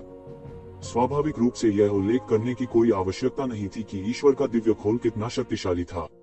विशेष रूप से अमर क्षेत्र में साधना करने के बाद जब तक एक कोशिका बनी रही, उनका पुनर्जन्म हो सकता था। हालांकि उनकी जीवटता को बहुत नुकसान होगा, लेकिन इस तरह की रिकवरी क्षमता को दुनिया को हिला देने वाली कहा जा सकता है। ईश्वरीय शैल किस प्रकार की चोट से अपने आप ठीक नहीं हो सकती थी। आमतौर पर कहा जाए तो यह एक दाव चोट या एक अभिशाप से ज्यादा कुछ नहीं था जो खुद को ठीक नहीं कर सकता था, जिसने देवताओं को स्तब्ध कर दिया था। उनके पास इसका इलाज करने के लिए इस क्षेत्र में विशेषज्ञता रखने वाले एक दिव्य चिकित्सक को खोजने के अलावा कोई विकल्प नहीं था। मैं नहीं, ये कियान, ये जिवेन ने कहा। क्या ये कियान मरा नहीं है? ये जुकोन ने कहा। बाद में उसने ये जिवेन द्वारा डेथ लॉर्ड को मारने के बारे में भी सुना। चूंकि ये कियान को डेथ लॉर्ड ने अपने कब्जे में ले लिया था, उनकी राय में वह मर चुकी होगी। नहीं, वह मरी नहीं है, लेकिन वह लगभग वहां है। अगर मैंने उसकी आत्मा को ठीक नहीं किया होता तो मुझे डर है कि वह मर गई होती। तो जिवेन ने गरिमापूर्ण भाव से कहा। ये जिवेन ने ये कियान की स्थिति को विस्तार से पेश किया और सभी की अभिव्यक्ति भी गरिमापूर्ण हो गई। देवताओं की कोशिकाओं में अनंत जीवन शक्ति थी और वे चाहते हुए भी मरना मुश्किल था। सामान्य चीजें देवताओं को बिल्कुल भी स्थानांतरित नहीं कर सकती थी और वे पलक झपकते ही ठीक हो जाते थे। हालांकि जब जीवन और मृत्यु की बात आई तो यह एक बड़ी समस्या थी। यह पेचीदा था। हर कोई दवा में बहुत अच्छा नहीं था और यहाँ तक कि जिवेन भी असहाय थी। उनकी तो बात ही छोड़ दें। जब चिकित्सा कौशल की बात आती है तो जहाँ तक पता है, शेनोन वैली का जियांग परिवार सबसे अच्छा है। ये जिवेन ने कहा। शेनोन वैली, क्या यह पृथ्वी सम्राट शेनोन हो सकता है? ये जिवेन ने प्रेरणा की चमक के साथ पूछा। मानव जाति के कई सम्राटों में शेनोन भी प्रसिद्ध लोगों में से एक थे, जो 3 सम्राटों में दूसरे स्थान पर थे। सैकड़ों जड़ी बूटियों को चखने की शेनोन की किंवदंती मानव जाति के स्वर्ग के बीच एक अफवाह थी। इससे भी महत्वपूर्ण बात यह कहा गया था कि शेनोन ने संत सम्राट जुआनेवान की खेती के लिए संकेत भी दिए थे और उन्हें आधा शिक्षक माना जा सकता है। इसलिए जी परिवार और जियांग परिवार के बीच पीढ़ियों से अच्छे संबंध माने जाते थे। हाँ, यह पृथ्वी सम्राट शेनोंग है। पृथ्वी सम्राट का उपनाम जियांग है और शेनोंग सिर्फ एक सम्मानजनक उपाधि है। जियांग परिवार पृथ्वी सम्राट का वंशज है, लेकिन जियांग परिवार पूरे साल स्वर्ग के दायरे में नहीं जाता है और स्वर्ग लोग उनके बारे में अधिक नहीं जानता। वे पूरे साल खेती करने के लिए शेनोंग घाटी की पुश्तैनी भूमि में रहते हैं। किंग ली ने समझाया। शेनोंग घाटी में कई दिव्य चिकित्सक हैं और जहां तक पता है, सबसे कुशल डॉक्टर किंग है, जिसके पास क्षमता है मरे हुओं को वापस जीवन में लाने के लिए। ये कियान की स्थिति का सामान्य दिव्य डॉक्टरों द्वारा इलाज किया जाना मुश्किल है।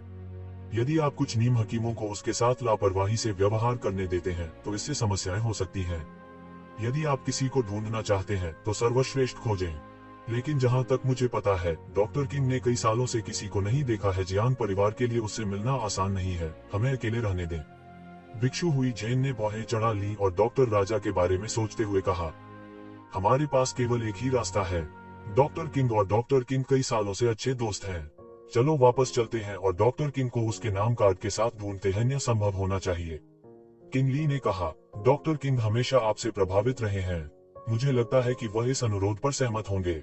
यह सबसे सुरक्षित तरीका था। फिर हम किसका इंतजार कर रहे हैं? चलो अब चलते हैं। ये शिवेन अब और इंतजार नहीं कर सकती थी। हर पल जो बीतता गया, उसके दिल में पछतावा बढ़ता गया। यदि यह उसके द्वारा लिए गए निर्णय के कारण नहीं होता तो एक कियान ऐसी खतरनाक स्थिति में नहीं पड़ता। एक मानव जीवन दांव पर होने के कारण वे और अधिक नहीं रुके और जल्दी से स्वर्ग के क्षेत्र में लौट आए। जब वे स्वर्ग की दुनिया में पहुंचे तो उन्होंने एक शिवेन के साथ अपने रास्ते अलग कर लिए। उन सभी ने इस बार बहुत कुछ प्राप्त किया था, विशेष रूप से किंग ली, जिन्होंने हेवन फायर फ्रूट और सुओ फायर एसेंस प्राप्त किया था, जो लंबे समय तक पचाने के लिए पर्याप्त थे। किंग ली के मार्गदर्शन में ये जिवेन को एक छोटे से शहर के एक सुदूर कोने में एक शराबी बूढ़ा भिखारी मिला। बूढ़े भिखारी के जागने का इंतजार करने के बाद ये शिवेन ने जल्दी से उसे शुरू से अंत तक की पूरी कहानी बता दी। तो यह ऐसा ही है। मुझे उम्मीद नहीं थी कि डेथ लॉर्ड, वह बूढ़ा कमीना, अभी भी जीवित है। तुम भाग्यशाली हो कि उसके साथ लड़ाई में बच गए। आपको पता होना चाहिए कि जब वह दुनिया में मशहूर हुई तब मैं दाव दायरे में पहुंचा था। बूढ़े भिखारी ने आंख भरते हुए कहा, मैं भी उस लड़ाई के बारे में जानता हूँ। हमारी मानव जाति का एक मानव राजा भी घेरे में मर गया। यह अतुलनीय रूप से क्रूर था। यदि आप संयोग से उससे नहीं मिले होते तो हम यह नहीं जान पाते कि उसमें अभी भी एक बची हुई आत्मा है। अगर वह लगातार मजबूत होती तो उसके लिए अनडेड डिजास्टर को फिर से पैदा करना असंभव नहीं होता। आपने इस बार बहुत अच्छा योगदान दिया है। मैं, बूढ़ा भिखारी, केवल तुम्हारे लिए यह कर रहा हूँ। यह कोई बड़ी बात नहीं है। हालांकि वह बूढ़ा कई सालों से बाहर नहीं आया है। यहाँ तक अगर मैं वहाँ जाता हूँ तो मुझे पूरा यकीन नहीं है कि मैं उस बूढ़े आदमी को बाहर बुला सकता हूँ। वरिष्ठ, मैं बहुत आभारी हूँ कि आप मेरी मदद करने को तैयार हैं। येज़ेवेन ने अपने हाथों को सहलाया और कहा, ठीक है, चलो तुरंत चलते हैं। लोगों को बचाना आग बुझाने जैसा है, बर्बाद करने का समय नहीं है। बूढ़ा भिखारी बोला। बूढ़े भिखारी के मार्गदर्शन में दोनों जल्दी से पूर्वजों की भूमि पर लौट आए। इस बार बूढ़े भिखारी ने अपनी पूरी ताकत लगा दी। उसने उस जगह को करीब करीब फाड़ डाला और आधे दिन से भी कम समय में पूर्वजों की भूमि पर पहुंच गया। यहाँ तक कि उसने पूर्वजों की भूमि के आधे से अधिक भाग को पार किया और एक घाटी में पहुंचा। पूरी घाटी घने कोहरे की आगोश में थी। जाहिर है यह एक मैट्रिक्स द्वारा स्थिर किया गया था। सीनियर, क्या शेनॉन वैली यहाँ है? येज़ेवेन ने अजीब लहजे में पूछा। बिल्कुल नहीं, यह वह जगह है जहाँ वह बूढ़ा कमीना एकांत में रहता है। बूढ़ा भिखारी बोला, ओल्ड कमीने, तुम्हारा पुराना दोस्त यहाँ है, बाहर आओ। ओ बूढ़े कमीने, तुम अपने आप में क्यों नहीं आते? क्या तुम रास्ता नहीं जानते? अंदर से एक बूढ़ी आवाज आई। चल दर। बूढ़ा भिखारी येज़ेवेन को सीधे घने कोहरे में ले गया। ऐसा लगता है कि जैन पद्धति में हेर फेर किया गया था और यह सीधे रास्ते में फैल गई थी। उन दोनों ने बहुत आसानी से घाटी में प्रवेश किया। घाटी में प्रवेश करने के बाद येज़ेवेन ने पाया कि यह वास्तव में एक और सूक्ष्म जगत था। पूरी घाटी बहुत बड़ी थी। यह बाहर से दिखने में जितना छोटा था उससे बहुत दूर था। जाहिर है एक स्पेस मैट्रिक्स का इस्तेमाल किया गया था। पूरी घाटी तरह तरह की औषधीय जड़ी बूटियों से भरी हुई थी। येज़ेवेन की नजर उन पर टिकी थी। कई औषधीय जड़ी बूटियां जो बाहरी दुनिया में शायद ही कभी देखी गई थी, वास्तव में यहाँ देखी जा सकती हैं। येज़ेवेन ने बस नजर डाली और कई 10,000 साल पुराने रक्त जिनसेंग देखे। इसके अलावा वे अद्भुत औषधीय प्रभावकारिता को बढ़ा रहे थे। वे समान उम्र की जंगली औषधीय जड़ी बूटियों से कई गुना अधिक मजबूत थे। धिक्कार है, यह एक खजाना ट्रोव है। येज़ेवेन अपनी लार निगलने से खुद को रोक नहीं सकी। भले ही वह हमेशा खर्चीला रहा हो, जब उसने इस विशाल हर्बल क्षेत्र को देखा तो वह एक गहरी सांस लेने से खुद को रोक नहीं सका। यदि यह सब उसके हाथ में आ गया तो वह तुरंत धनवान बन जाएगा। यह केवल अथाह धन था। बेशक वह बूढ़ा कमीना 100,000 वर्षों से यहाँ रह रहा है। उस बूढ़े कमीने के साधनों के साथ यह आश्चर्य की बात नहीं है कि उसने इन औषधीय जड़ी बूटियों की खेती की है। तुम यहाँ अकारण नहीं आते। तुम यहाँ क्या कर रहे हो? हर्बल क्षेत्र में एक बूढ़े किसान की तरह कपड़े पहने एक बूढ़ा व्यक्ति सावधानी से एक पवित्र दवाई को संभाल रहा था। येज़ेवेन ने देखा और देखा कि यह वास्तव में एक अज्ञात औषधीय ऑर्किड था। यह कम से कम 100,000 साल पुराना था। इसका मूल्य बाहरी दुनिया में बस अकल्पनीय था। मैं स्वाभाविक रूप से आपको किसी को बचाने के लिए खोजने आया था। यह और क्या हो सकता है? बूढ़ा भिखारी बोला। एक बूढ़े किसान की तरह दिखने वाले इस बूढ़े व्यक्ति ने अपना सिर घुमाया और बूढ़े भिखारी और येज़ेवेन को देखा। येज़ेवेन स्पष्ट रूप से देख सकती थी कि यह बूढ़ा आदमी उस बूढ़े भिखारी से बिल्कुल अलग था, जो गंदा दिखता था लेकिन उसका रंग सुर्ख था। जब डॉक्टर किंग ने उसे देखा तो वह पूरी तरह से एक बूढ़े किसान की तरह लग रहा था, जो औषधीय जड़ी बूटियों की ओर जाता था। उनका सार संयमित था और उनमें कुछ खास नहीं था। हालांकि येज़ेवेन को पता था कि उसके बारे में सबसे असाधारण बात यह थी कि उसके बारे में कुछ भी असाधारण नहीं था। आखिर डॉक्टर किंग के रूप में सम्मानित व्यक्ति एक बूढ़े किसान की तरह कैसे हो सकता है? तुम दोनों बहुत स्वस्थ लग रहे हो। किसे मेरी सहायता की आवश्यकता है? वैद्य राजा ने उन दोनों की ओर देखा। एक झटके में येज़ेवेन को एहसास हुआ कि उसे देखा जा रहा है। आप उसे खुद बताओ। बूढ़े भिखारी ने लौकी खोली, एक घूंट लिया और बोला, वरिष्ठ, यह इस तरह है। येज़ेवेन ने चिकित्सक राजा को ये कियान के बारे में सब कुछ बता दिया। तो यह ऐसा ही है। उस बूढ़ी चुड़ैल की इस दुनिया में अभी भी एक बची हुई आत्मा है। वैद्य राजा ने उदासीनता से कहा, कई वर्षों से मैंने कोई चाल नहीं चली है। यदि बूढ़ा भिखारी तुम्हें यहाँ नहीं लाता तो मैं तुम्हें देखता भी नहीं। भूल जाओ। अगर मैं नहीं मानता तो वह सचमुच मेरे हर्बल गार्डन को नष्ट कर दो। यह अच्छा है कि आप जानते हैं, इस युवक ने मृत्यु भगवान की मूल आत्मा के अंतिम अंश को मार डाला, इसलिए उसे एक महान योगदान देना चाहिए था। अगर तुम उसे नहीं बचाओगे तो मैं तुम्हारे बेवकूफ जड़ी बूटियों के बगीचे को तोड़ दूंगा। बूढ़े भिखारी ने सीधे सीधे कहा। वह बिल्कुल मूर्ख लग रहा था। तुम बूढ़े आदमी, इतने सालों के बाद भी तुम अभी भी थोड़ा नहीं बदले।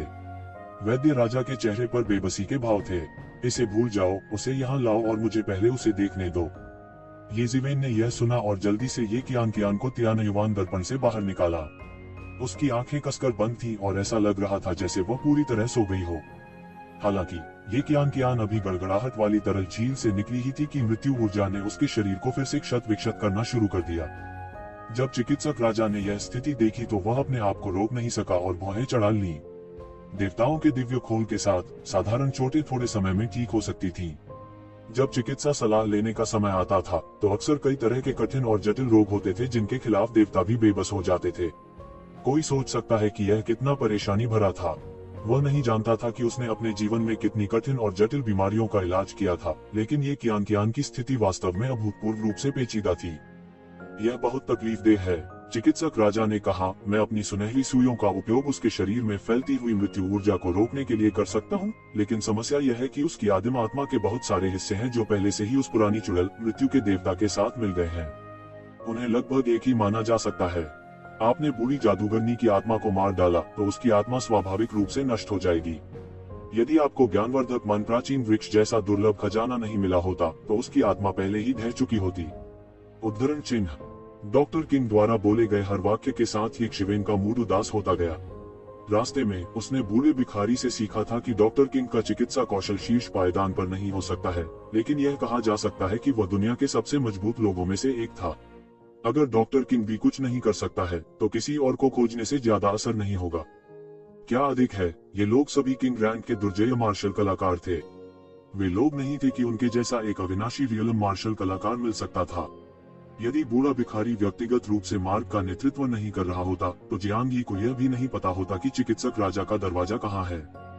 बूढ़े आदमी, तुमने बहुत बात की है। मैं तुमसे सिर्फ एक सवाल पूछूंगा, क्या तुम्हारे पास कोई विचार है? बूढ़ा भिखारी अधीरता से बोला। मौत की ताकत बहुत तकलीफदेह है, इसने पहले ही उसके शरीर में जड़ें जमा ली हैं।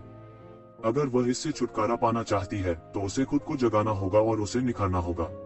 उस समय यह कोई बड़ी बात नहीं हो सकती है, यह एक बड़ा सौभाग्य भी हो सकता है।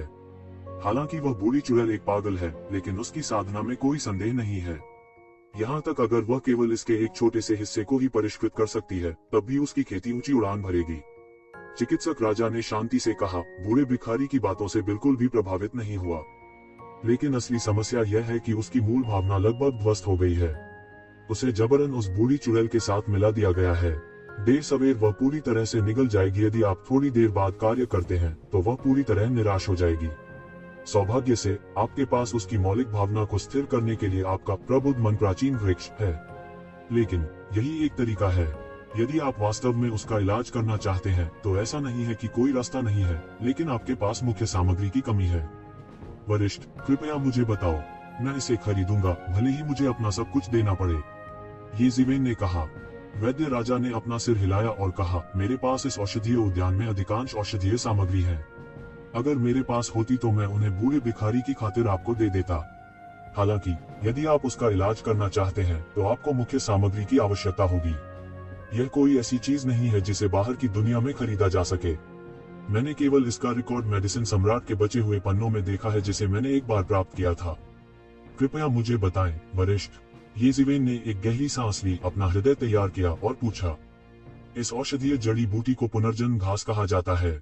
यह एक बहुत ही अजीब औषधीय जड़ी बूटी है। आत्मा के पुनर्जन्म में मदद करने के लिए इसके अलावा इसका कोई अन्य कार्य नहीं है।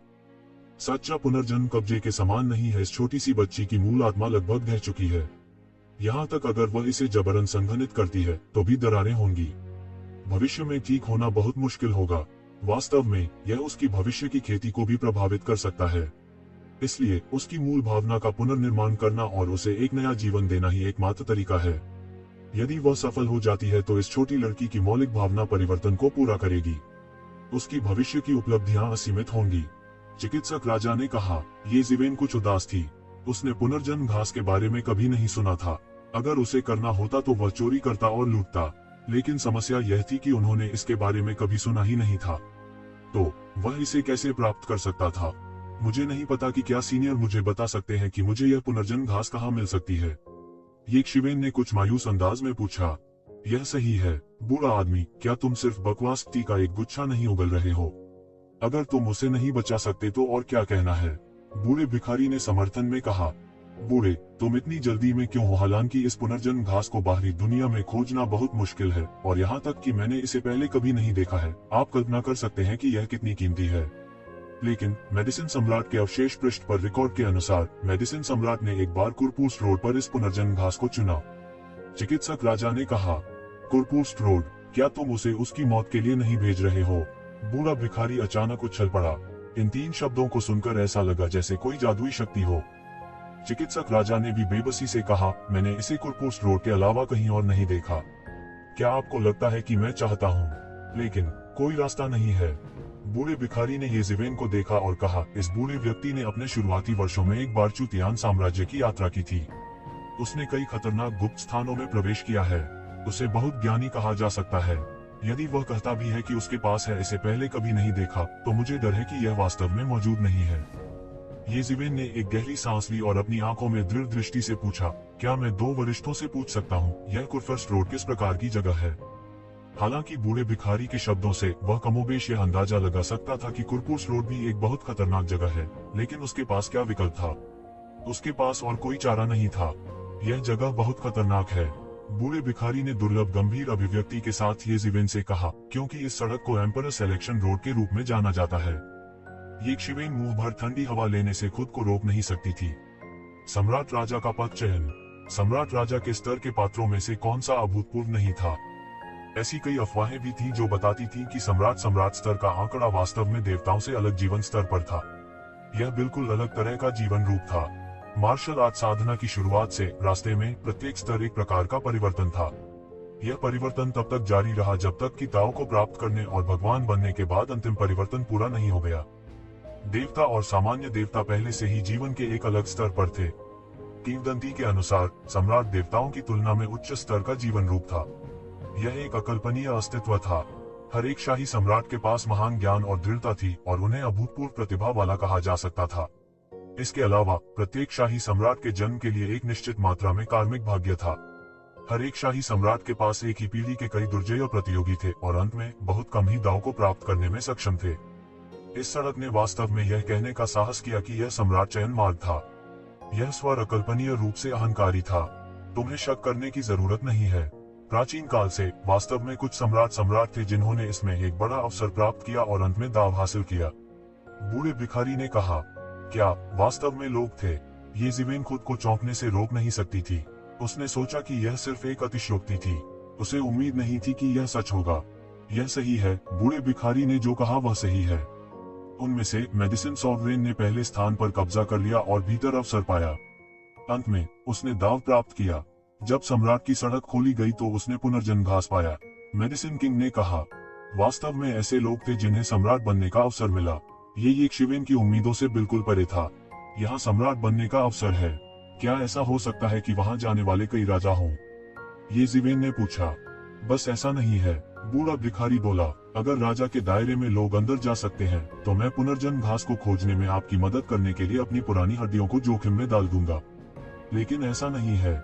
चिकित्सक राजा ने सिर हिलाया और कहा, कुरपुस रोड पर ऋषि क्षेत्र के केवल दिव्य गुरुओं को ही प्रवेश करने की अनुमति है। यदि राजा श्रेणी के मार्शल कलाकार प्रवेश करते हैं, तो उन्हें नियमों द्वारा मार दिया जाएगा। प्राचीन काल से ही एकमात्र व्यक्ति जिसने राजा श्रेणी के मार्शल कलाकार की ताकत के साथ कुरपुस रोड में अपना रास्ता लड़ने का साहस किया है और पाया है कि उनके मार्शल आर्ट संप्रदाय के पूर्वज सम्राट किन हैं। येज़ेवेन ने सदमे में बूढ़े भिखारी को देखा। उनकी बातों से ही वह बता सकता था कि यह शायद बहुत खतरनाक जगह थी। स्वाभाविक रूप से कोई सामान्य व्यक्ति खुद को सम्राट सिलेक्शन रोड कहने की हिम्मत नहीं करेगा। सम्राट किन ने नियमों की पूरी तरह से अनदेखी की और पलटवार किया। यह बहुत ही स्वर्ग विरोधी था। बूढ़ा भिखारी थोड़ा लाचार था, लेकिन उसे भी इसकी लालसा थी। उन्होंने कहा, हम स्वाभाविक रूप से सम्राट किन की शक्ति का अनुमान नहीं लगा सकते हैं। प्राचीन काल से कई राजा दायरे के बिजली घरों ने इस पर विश्वास नहीं किया। अंत में केवल सम्राट किन जीवित निकले। हम दोनों में यह देखने की कोशिश करने की हिम्मत नहीं है कि क्या हम नियमों से मारे जाएंगे। उद्धरण चिन्ह। लेकिन यह बात नहीं है। मुद्दा यह है कि अगर आप अंदर जाते हैं तो आप लगभग निश्चित रूप से मर जाएंगे। लेकिन वह बात नहीं है। मुद्दा यह है कि अगर तुम अंदर जाओगे तो लगभग निश्चित रूप से मर जाओगे। बूढ़े भिखारी ने गंभीरता से कहा, मैं झांसा नहीं दे रहा हूँ, यह सच है। बूढ़ा भिखारी सही कह रहा है। यदि आप अपनी वर्तमान स्थिति के साथ अंदर जाते हैं तो आप निश्चित रूप से मर जाएंगे। कुरपुस रोड एकमात्र रास्ता है जो व्यवहार्य साबित हुआ है और ज्ञान प्राप्त करने का सबसे संभावित तरीका है। तो आपको यह कल्पना करने में सक्षम होना चाहिए कि कितने लोग इस कुरपुस रोड पर नजरें गड़ाए हुए हैं। चिकित्सक राजा ने कहा, यह कहा जा सकता है कि प्राचीन काल से सबसे शक्तिशाली प्रतिभाएं इस कुरपुस रोड पर नजर गड़ाए हुए हैं। अनगिनत राक्षसी प्रतिभाएं उनकी पीढ़ी पर हावी हो गई हैं। सभी प्रतिभाएं जो आत्मज्ञान प्राप्त करने में रुचि रखती हैं, वे सभी यहाँ एकत्रित हैं। बूढ़ा भिखारी और मैं उनमें से थे। बाद में हमने महसूस किया कि ज्ञान प्राप्त करने की संभावना बहुत कम थी, इसलिए हम केवल इस विचार को छोड़ सकते थे और राजा के दायरे में प्रवेश कर सकते थे। हम असफल हैं। ये ज़िवेन चौंक गई। द मिरेकल फिजिशियन किंग, इनमें से कोई भी उपाधि अकेले एक महान प्रतिष्ठा के साथ एक अजेय अस्तित्व होगी, लेकिन उनके अपने शब्दों में वे कुरफुर्स्ट रोड पर सिर्फ विफल थे। जिन लोगों ने राजा के दायरे में प्रवेश करना चुना, वे वास्तव में असफल थे। अगर उन्हें इस बारे में पता चलता तो कितने लोग चौंक जाते। तो कुरफुर्स्ट रोड पर कितने राक्षसी लोग मिल रहे थे। प्राचीन काल से कोई नहीं जानता कि कुरफुर्स्ट सड़क पहली बार कब खुली, और कोई नहीं जानता कि यह कितनी बार खुली है। विभिन्न राजा संप्रदायों को कम मत समझो। हर संप्रदाय में ऐसे लोग हैं। इस तरह के अवसर को खोजने के लिए वे सैकड़ों हजारों वर्षों या यहाँ तक कि लाखों वर्षों के लिए ऋषि लोक में अपनी साधना को दबा देंगे। उनकी नींव अकल्पनीय रूप से गहरी है। जब तक ये लोग तैयार हैं, किसी भी क्षण राजा दायरे के शक्तिघरों का एक बड़ा समूह प्रकट हो सकता है। एक अर्थ में अधिकांश राजा दायरे के बिजली घर, जो प्रमुख बलों के स्तंभों की तरह हैं, विफल हैं। जब तक उनके पास सम्राट बनने की आशा है, वे इस कुरफुर्स्ट रोड पर हार नहीं मानेंगे। बूढ़े भिखारी ने अपना सिर हिलाया और कहा, आप कल्पना कर सकते हैं कि हर युग में कई बेजोड़ शख्सियतें हैं। ये सभी लोग कुरफुर्स्ट रोड में अवसर खोजने के लिए अपनी सांस रोक रहे हैं। कुछ ने इसमें कई बार या यहाँ तक कि दर्जनों बार प्रवेश किया है। यह हर 100,000 साल में खुलता है। आप कल्पना कर सकते हैं कि कितने लोग इस मौके का इंतजार कर रहे हैं। ये ज़िवेन चुप थी। भले ही वह गणना में बहुत अच्छा न हो, वह अच्छी तरह जानता था कि यह किस प्रकार की अवधारणा है। कुरफुर्स्ट रोड को इतनी बार खोला गया था और वास्तव में कुछ ही लोग थे जो देवता बन गए थे। भले ही उसमें कुछ लोग बुरी तरह मर गए हों, लेकिन इतने सालों के बाद वहाँ कितने राक्षस थे, यह पूरी तरह से अकल्पनीय था। देवता हमेशा के लिए रहते थे और उन्हें मापने के लिए समय का उपयोग करना अर्थहीन था। शायद एक यादृच्छिक ऋषि विमान भगवान जो वे रास्ते में मिले थे, वे किन सम्राट से भी पुराने हो सकते हैं। यह असंभव नहीं था। यह वास्तव में विभिन्न जातियों और युगों के राक्षसों का जमावड़ा था। यह कल्पना करना आसान था कि चैंपियनशिप जीतना और सौभाग्यशाली मुठभेड़ के उस निशान को खोजना कितना मुश्किल था। मैं आकस्मिक मुठभेड़ के उस निशान के लिए नहीं लड़ रहा हूँ। मैं सिर्फ पुनर्जन्म घास खोजना चाहता हूँ। ये ज़िवेन ने एक पल की चुप्पी के बाद कहा। यह सच था कि वह आत्मविश्वासी था, लेकिन आत्मविश्वास होने का मतलब यह नहीं था कि वह अहंकारी था। उन भयानक अस्तित्वों का सामना करते हुए जो सैकड़ों हजारों वर्षों या लाखों वर्षों तक जीवित रहे थे, वह अभी भी उनसे दूर था।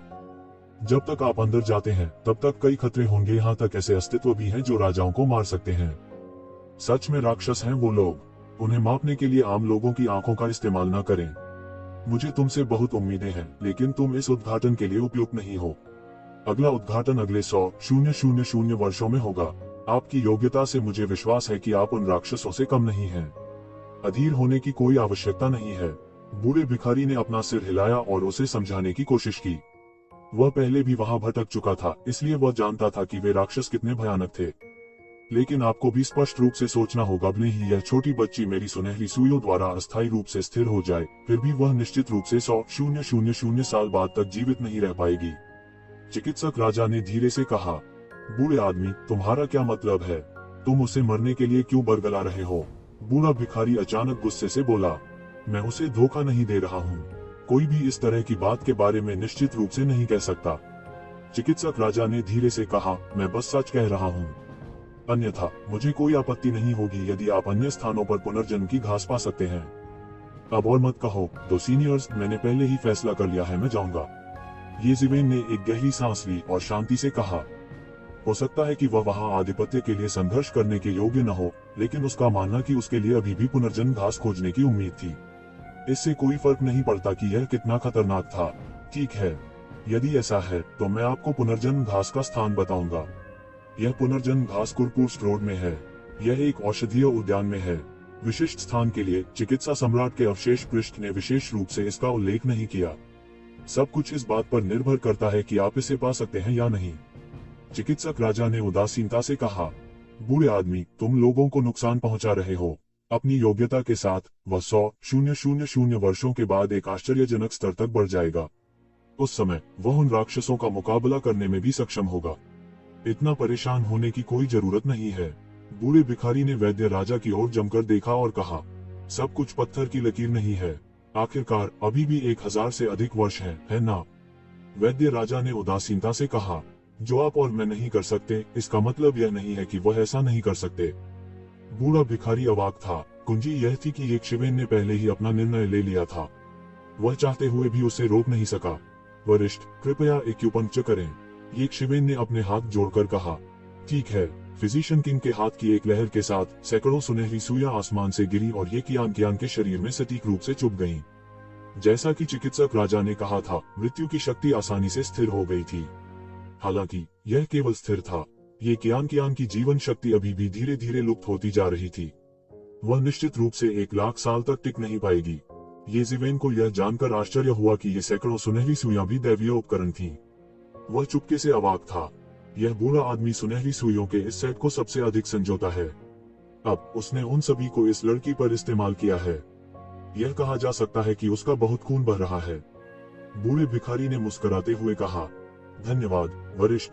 येज़िवेन ने जल्दी से अपना आभार व्यक्त किया। ठीक है, तुम उसे ले जा सकते हो। उसे यहाँ छोड़ना बेकार है। मैं पुनर्जन्म घास के बिना उसे ठीक नहीं कर सकता। चिकित्सक राजा ने अपना हाथ हिलाया और कहा, रुको जब तक तुम यहाँ पुनर्जन्म घास नहीं लाते। ठीक है, अब तुम जा सकते हो। मुझे बाधित मत करो। अगर ऐसा है तो यह जूनियर पहले छुट्टी लेगा। मैं भविष्य में वरिष्ठों के किसी भी अनुरोध को अस्वीकार नहीं करूंगी। येज़िवेन ने कहा। अब जब आपने इसका उल्लेख किया तो मुझे अचानक कुछ याद आया। यदि आप पुनर्जन्म घास पर अपना हाथ पा सकते हैं तो आप इस छोटी लड़की को ठीक करने के लिए पत्तियों का उपयोग कर सकते हैं। जड़ों को मुझ पर छोड़ दे। मैं देखूंगा कि क्या मैं इसे फिर से खेती कर सकता हूँ। अगर मैं इसे बाहर से विकसित कर सकता हूँ तो योग्यता असीमित होगी। चिकित्सक राजा ने अचानक कहा। हालांकि उन्होंने केवल आकस्मिक रूप से इसका उल्लेख किया था। यह स्पष्ट था कि उसने वास्तव में किसी आशा को आशीर्वाद नहीं दिया था। शायद यह मामला उनकी राय में बहुत अविश्वसनीय था। आखिरकार येज़िवेन के पुनर्जन्म घास प्राप्त करने की संभावना बहुत कम थी। कोई बात नहीं, येज़िवेन ने जल्दी से कहा। जब तक ये कियान को ठीक किया जा सकता था, बाकी सब गौण था। येज़िवेन ने ये कियान को वापस गड़गड़ाहट वाली तरल झील में डाल दिया। फिर वह और बूढ़ा भिखारी वैद्य राजा की घाटी से चले गए। वास्तव में आपको बूढ़े आदमी की बातों को दिल पर लेने की जरूरत नहीं है। पुनर्जन्म की घास अन्य जगहों पर पाई जा सकती है। आपको जोखिम लेने और वहां जाने की जरूरत नहीं है। बूढ़ा भिखारी कहे बिना न रह सका। ऐसा लग रहा था कि वह कुछ पछता रहा है। सीनियर, आपको ज्यादा कुछ कहने की जरूरत नहीं है। मैंने पहले ही अपना मन बना लिया है। इसके अलावा मैं वहां आधिपत्य के लिए लड़ने नहीं जा रहा हूँ। मुझे लगता है कि पुनर्जन्म की घास मिलने की संभावना बहुत अधिक होनी चाहिए। येज़िवेन ने धीरे से कहा। मैं ज्यादा कुछ नहीं कहूंगा क्योंकि आपने पहले ही अपना मन बना लिया है। बस इतना है कि सम्राट की सड़क का अगला उद्घाटन 1,000 साल से भी अधिक समय बाद होगा। आपको इन 1000 वर्षों में खेती करने के अवसर को जब्त करना चाहिए। आपके वहां जाने के बाद अपनी रक्षा करने की अधिक शक्ति है। बूढ़ा भिखारी आह भर रहा था। उसने देखा कि यक्षवेन दृढ़ निश्चय थी, इसलिए उसने और कुछ नहीं कहा। इस बार आपकी मदद के लिए धन्यवाद वरिष्ठ। मैं आपकी महान दया को कभी नहीं भूलूंगा। येज़िवेन ने कहा। तुम बहुत गंभीर हो, बहुत मोहग्रस्त हो। यह जोखिम के लायक नहीं है।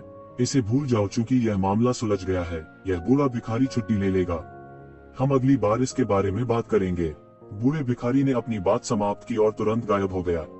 उसने जगह को अलग कर दिया और पैतृक भूमि को छोड़ दिया। यक्षवेन के पास अभी तक इतनी शक्ति नहीं थी, लेकिन उन्होंने अल्पावधि में पुश्तैनी भूमि छोड़ने की योजना नहीं बनाई। प्राचीन फीनिक्स क्षेत्र के दामाद के चयन तक कुछ ही दशक शेष थे। उसे पूरी तरह से तैयार रहने की जरूरत थी।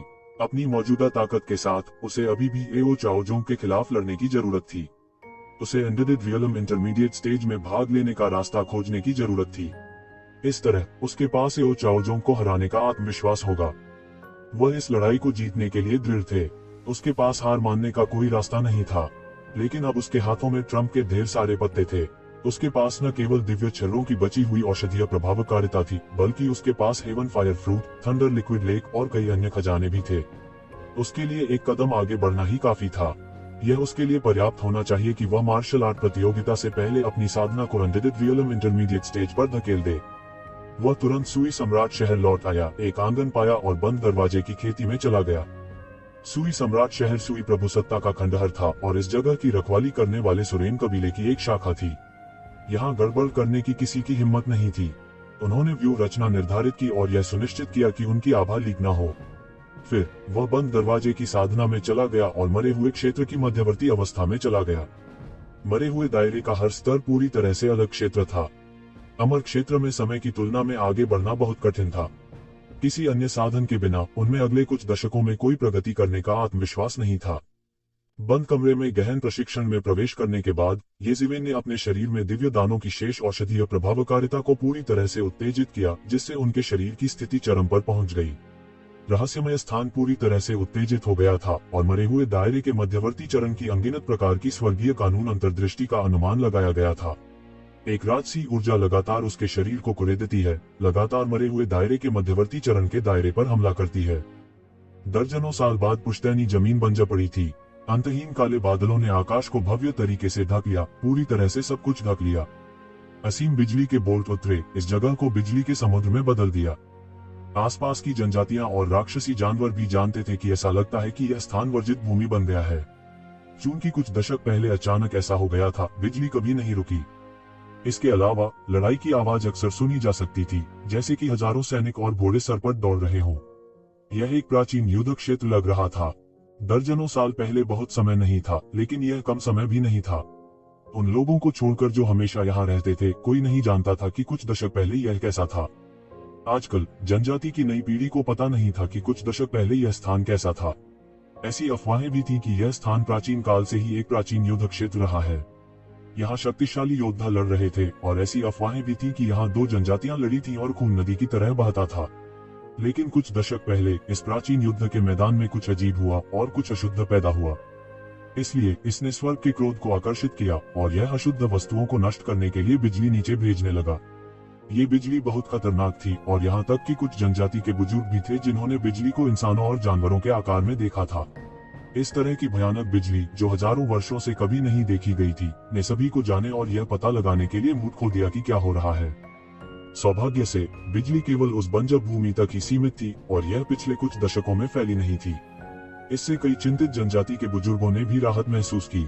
लेकिन हाल ही में बिजली अधिक से अधिक गंभीर होती दिख रही थी, जिसने कई जनजाति के बुजुर्गों को थोड़ा चिंतित कर दिया था। बिजली का यह क्षेत्र दशकों से नष्ट नहीं हुआ था। जाहिर है यह कोई सामान्य स्थिति नहीं थी, लेकिन पास की जनजाति सिर्फ एक छोटी जनजाति थी और जनजाति का सबसे मजबूत व्यक्ति केवल एक देवता था। उनमें अन्वेषण करने की क्षमता ही नहीं थी। यह एक बिजली का क्लेश था जो उस दैवीय क्लेश से भी अधिक भयानक था जिसके बारे में उन्होंने पहले सुना था।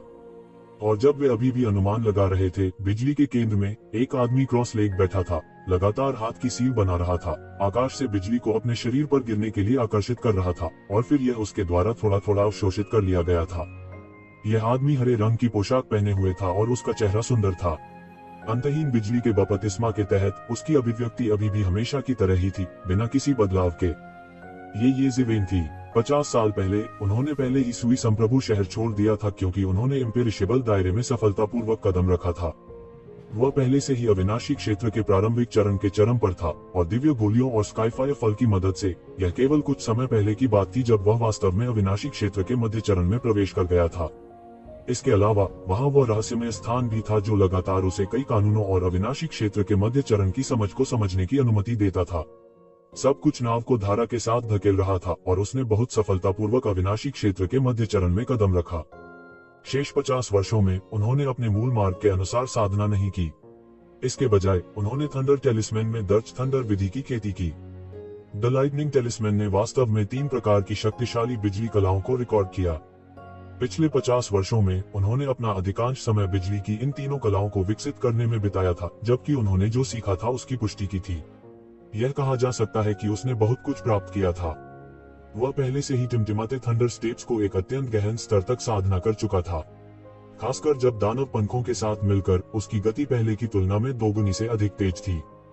जहां तक बिजली का उपयोग करने वाली शरीर शोधन विधि की बात है, यह एक ऐसी विधि थी जिसकी वे लंबे समय से खेती कर रहे थे।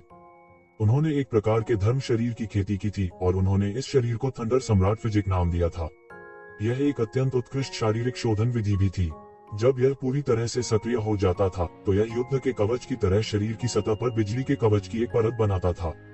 इसकी रक्षात्मक क्षमता बहुत बढ़ जाएगी और जब उसके गिल्डे टायरन फॉर्म के आंतरिक भाग के साथ जोड़ दिया जाएगा तो इसकी ताकत कई स्तरों तक बढ़ जाएगी। आखिरी वाली भी खेती करना सबसे कठिन था, थंडर सम्राट स्काई पियर्सिंग तोप। इसने सारी बिजली को एकाग्र कर दिया और आकाश और पृथ्वी को नष्ट करते हुए उस पर बमबारी की। इसकी शक्ति असीम थी और ठीक इसी वजह से इसकी खेती करना बेहद मुश्किल था। आकाश में अनगिनत वज्रपात स्वर्गीय बिजली सैनिकों में संघनित हो गए और उसे मारने के लिए येज़िवेन की ओर दौड़ पड़े। यह भी एक तरीका था जिसका इस्तेमाल येज़िवेन ने वज्र कानून में दर्ज वज्र की शक्ति को बुलाने के लिए किया था। वह तुरंत आसपास की दुनिया को वज्रपात के समुद्र में बदल सकता था और इसे युद्ध के मैदान में बदल सकता था, जो उसके लिए फायदेमंद था। वह कई गड़गड़ाहट तकनीकों का अभ्यास करने के लिए भी इस पद्धति का उपयोग कर सकता था। उसने पिछले दशकों से बिजली को बुलाने के लिए भी इस तरीके का इस्तेमाल किया था। साथ ही उन्होंने इस क्षेत्र को भी सील कर दिया था ताकि कोई भी अनजान व्यक्ति अंदर न आ सके और परेशानी पैदा न कर सके। येज़िवेन के हाथों की मुहरें भी तेज हो रही थीं जैसे जैसे ये स्वर्गीय बिजली के सैनिक और करीब आ रहे थे। उसने एक पल में सैकड़ों मुहरें बना ली थी और उसके शरीर के चारों ओर एक अतुलनीय रूप से विशाल थंडर तोप बन गई थी। टकराना, एक विशाल गर्जना सुनाई दी और थंडर तोप से एक भयानक बिजली की ऊर्जा निकली। इसने आने वाले स्वर्गीय बिजली सैनिकों पर क्रूरतापूर्वक बमबारी की। स्वर्गीय बिजली के सैनिक जो भाग रहे थे इस तोप द्वारा तुरंत राख में बदल दिए गए थे। येज़िवेन ने धीरे से अपनी आंखें खोली और अपनी जादुई शक्ति को बिखेर दिया। इस बिंदु पर थंडर सम्राट स्काईपियसिंग तोप को मूल रूप से महारत हासिल करने वाला माना जा सकता है। यह व्यर्थ नहीं था कि वह बिना रुके दशकों तक यहाँ रहे। इन दशकों में उन्होंने अंततः लाइटनिंग कलाओं की साधना करते हुए अपनी साधना को मध्य अवस्था के अविनाशी क्षेत्र के शिखर तक पहुंचाने में सफलता प्राप्त की थी। कुछ दशक पहले की तुलना में वह 10 गुना अधिक मजबूत था। यदि 10 साल पहले उसे केवल अविनाशी दायरे के एक शिखर के साथ संघर्ष करने और अपनी रक्षा करने में सक्षम कहा जा सकता था, तो अब उसके पास अविनाशी दायरे के एक शिखर को मारने की शक्ति थी। यह सबसे बड़ा परिवर्तन था। एओ चाओजोंग की ताकत पहले से he says real divine master स्तर के असीम रूप से करीब थी। अविनाशी दायरे का साधारण शिखर निश्चित रूप से उसके लिए कोई मुकाबला नहीं था, लेकिन येज़िवेन को अभी भी भरोसा था कि वह उसे हरा सकता है। थंडर लॉ के अलावा सबसे बड़ा लाभ यह था कि उन्होंने 10,000 विधि रूले के प्रारंभिक बलिदान प्रशिक्षण को पहले ही पूरा कर लिया था। उसे पहले की तरह 10,000 मेथड रूले का इस्तेमाल करने की जरूरत नहीं थी, जो व्यावहारिक रूप से उसे मार रहा था। उन्होंने रूलर की तलवार तकनीक डोमिनेटर ऑफ द वर्ल्ड के पहले रूप में भी पूरी तरह से महारत हासिल कर ली थी। उन्होंने तलवार के तावीज से दूसरे रूप अजेय होने का भी ज्ञान प्राप्त किया था। उस तलवार तावीज में अत्यंत शक्तिशाली ऊर्जा थी और इसका उपयोग एक शक्तिशाली हमले को करने के लिए किया जा सकता था। शासक की तलवार तकनीक के साथ मिलकर यह एक ऐसा हमला कर सकता है जो उसकी अपनी ताकत से कहीं अधिक हो। हालांकि वह निश्चित रूप से तलवार के तावीज का उपयोग हमला करने के लिए नहीं करेगा जब तक कि यह बिल्कुल आवश्यक न हो। उसे शासक की तलवार तकनीक में अभी पूरी तरह से महारत हासिल करनी थी और तलवार के तावीज को ऐसे ही नष्ट होने देना अफसोस की बात होगी। इन दशकों में उन्होंने सभी आवश्यक तैयारी पहले ही कर ली थी। इस बार वह प्राचीन फीनिक्स क्षेत्र के लोगों को एक बहुत बड़ा आश्चर्य देने जा रहा था। यह सोचते हुए उसका रूप धीरे धीरे बदलने लगा और वह धीरे धीरे तेज और अहंकारी आभा वाले एक सुंदर व्यक्ति में बदल गया। मैं जीवन चुराने वाला विद्वान दुनिया में लौटने जा रहा हूँ। हा हा हा हा। इस बार उन्होंने अपने मूल रूप के साथ जीवन साथी के लिए मार्शल आर्ट प्रतियोगिता में भाग लेने का विकल्प नहीं चुना। यहाँ तक अगर वह सोचने के लिए अपने पैर की उंगलियों का इस्तेमाल करता तो उसे पता चलता कि प्राचीन फीनिक्स क्षेत्र के लोग खुद को उनके हवाले करने के लिए उसका इंतजार कर रहे थे। हालांकि वे खुले तौर पर उसे नहीं रोकेंगे, फिर भी वे चुपके से उसे नुकसान पहुंचाने की कोशिश करेंगे। हालांकि इस बार उन्होंने सामान्य रास्ता नहीं अपनाया। उन्होंने लाइफ स्टीलिंग स्कॉलर की पहचान के साथ मार्शल आर्ट प्रतियोगिता में भाग लेने का फैसला किया। वह अंत में उन्हें एक बड़ा सरप्राइज देने वाला था। फिलहाल वह लाइटनिंग तकनीक का इस्तेमाल कर रहे थे। भले ही उसने अपनी पिछली किसी भी साधना तकनीक का उपयोग न किया हो, फिर भी वह सभी बाधाओं को पार करने में सक्षम होगा। इसलिए कोई उसे पहचान नहीं पाएगा। अगर बात कुछ और होती तो वह ऐसा नहीं करते। वह अपने मूल स्वरूप के साथ सभी तरह से बह गया होगा। हालांकि उन्हें हादसे का भी डर था। यदि वह अन्य लड़ाइयों में हार जाता तो वह हुआ मेघान को खो देता, लेकिन इस बार अगर वह असफल हुआ तो वह हुआ मेघान को हमेशा के लिए खो देगा। भले ही प्राचीन फीनिक्स क्षेत्र को भारी नुकसान उठाना पड़ा हो, फिर भी इसकी नींव अकल्पनीय थी। इसलिए दिन के उजाले में उसे दूर ले जाने का यह उसका एकमात्र मौका था। वह कोई दुर्घटना नहीं होने देंगे। आसपास के कबीलों के लोग यह देखकर दंग रह गए कि दर्जनों वर्षों से बरस रही आंधी अचानक थम गई है। ऐसा लग रहा था मानो रात भर में वज्रपात फैल गया हो। हालांकि कुछ आदिवासी बुजुर्गों को पता था कि बड़े शॉट जो अंदर खेती कर रहे थे वे चले गए थे। हालांकि जल्द ही बड़ी संख्या में आदिवासी आ गए। दर्जनों वर्षों के लिए आंधी तूफान द्वारा बपतिस्मा लिया गया था। स्वाभाविक रूप से गड़गड़ाहट विशेषता के कुछ स्वर्गीय खजाने बड़े थे। हालांकि वे अभी भी युवा थे। इसलिए येशिवेन ने स्वाभाविक रूप से उनकी परवाह नहीं की। हालांकि ये खजाने वास्तव में इन मानव जनजातियों के लिए एक बहुत बड़ा सौभाग्य थे जो अभी भी खेती के रास्ते पर संघर्ष कर रहे थे। इसे येशिवेन के दर्जनों वर्षों की अशांति के मुआवजे के रूप में माना जा सकता है। एक बार अनुभव करने के बाद येशिवेन ने पैतृक भूमि को बहुत आसानी से छोड़ दिया। वह तुरंत प्राचीन फीनिक्स क्षेत्र की ओर दौड़ पड़ा। उसने अभी अभी प्राचीन फीनिक्स क्षेत्र में प्रवेश किया था जब उसे लगा कि कई दिव्य इंद्रियां उसके ऊपर आ गई हैं। वे बहुत शक्तिशाली थे। येशिवेन के मुंह का कोना उपहास में उठा। निश्चित तौर पर परिधि में उन्होंने शुरू से ही तैयारी की थी, इसलिए वह नहीं जानता था कि यदि उन्होंने उसके आगमन की पुष्टि कर दी होती तो वे किन तरीकों का उपयोग करते। येशिवेन विनम्र नहीं थी और सीधे तौर पर इन दिव्य इंद्रियों को मार डाला। उसने इन लोगों को कोई चेहरा नहीं दिया। उन्होंने तुरंत निमंत्रण पत्र दिखाया कि मार्शल ग्रेट संप्रदाय ने उन्हें एक जीवन साथी के लिए मार्शल आर्ट प्रतियोगिता में भाग लेने के लिए एक उम्मीदवार के रूप में दिया था। फिर उसने इन लोगों को नजरअंदाज कर दिया और सीधे अंदर आ गया। अभिमानी। बहुत समय बाद शून्य से ये शब्द निकले। हालांकि अंत में कुछ नहीं हुआ। दो शब्द मार्शल ग्रेट्स एक्ट कई लोगों को अपने वश में करने के लिए काफी थे। पिछले कुछ वर्षों में सम्राट पैदा करने वाली विरासतों में मार्शल ग्रेट संप्रदाय सबसे शक्तिशाली था। इसकी मदद नहीं की जा सकती। आखिरकार सम्राट किन की प्रतिष्ठा अभी भी बनी हुई थी। हालांकि प्राचीन फीनिक्स दायरे ने फीनिक्स पूर्वज की तरह एक अजेय चरित्र का उत्पादन किया था। यह कुछ ऐसा था जो पहले हेवन डिफाइंग वॉर से पहले हुआ था। इसलिए स्वाभाविक रूप से इसकी तुलना मार्शल ग्रेट्स एक्ट से नहीं की जा सकती। इतना ही नहीं, वह गंभीर रूप से घायल हो गया था। तो यह बर्फ में बर्फ जोड़ने जैसा था। युद्ध कला प्रतियोगिता में भाग लेने के लिए राजा के संप्रदाय द्वारा जिन लोगों का चयन किया गया था वे सभी अद्वितीय पात्र थे, इसलिए उनका अहंकारी होना सामान्य था। येशिवेन ने उपहास किया। वह तुरंत प्राचीन फीनिक्स क्षेत्र द हिडन वर्ल्ड के मध्य क्षेत्र की ओर उड़ गया। वह प्राचीन फीनिक्स क्षेत्र का सबसे केंद्रीय क्षेत्र था। जीवन साथी के लिए मार्शल आर्ट प्रतियोगिता भी यहाँ आयोजित की जाएगी। लोगों की भारी भीड़ थी। न केवल कई अद्वितीय पात्र यहाँ व्यक्तिगत रूप से आए थे, बल्कि कई अन्य कबीले भी लड़ाई देखने आए थे। इसलिए विदेशी नस्लों के कई विशेषज्ञ अचानक हिडन वर्ल्ड में आ गए थे। शुरू में लगभग सभी शुद्ध रक्त वाले फीनिक्स यहाँ आए थे।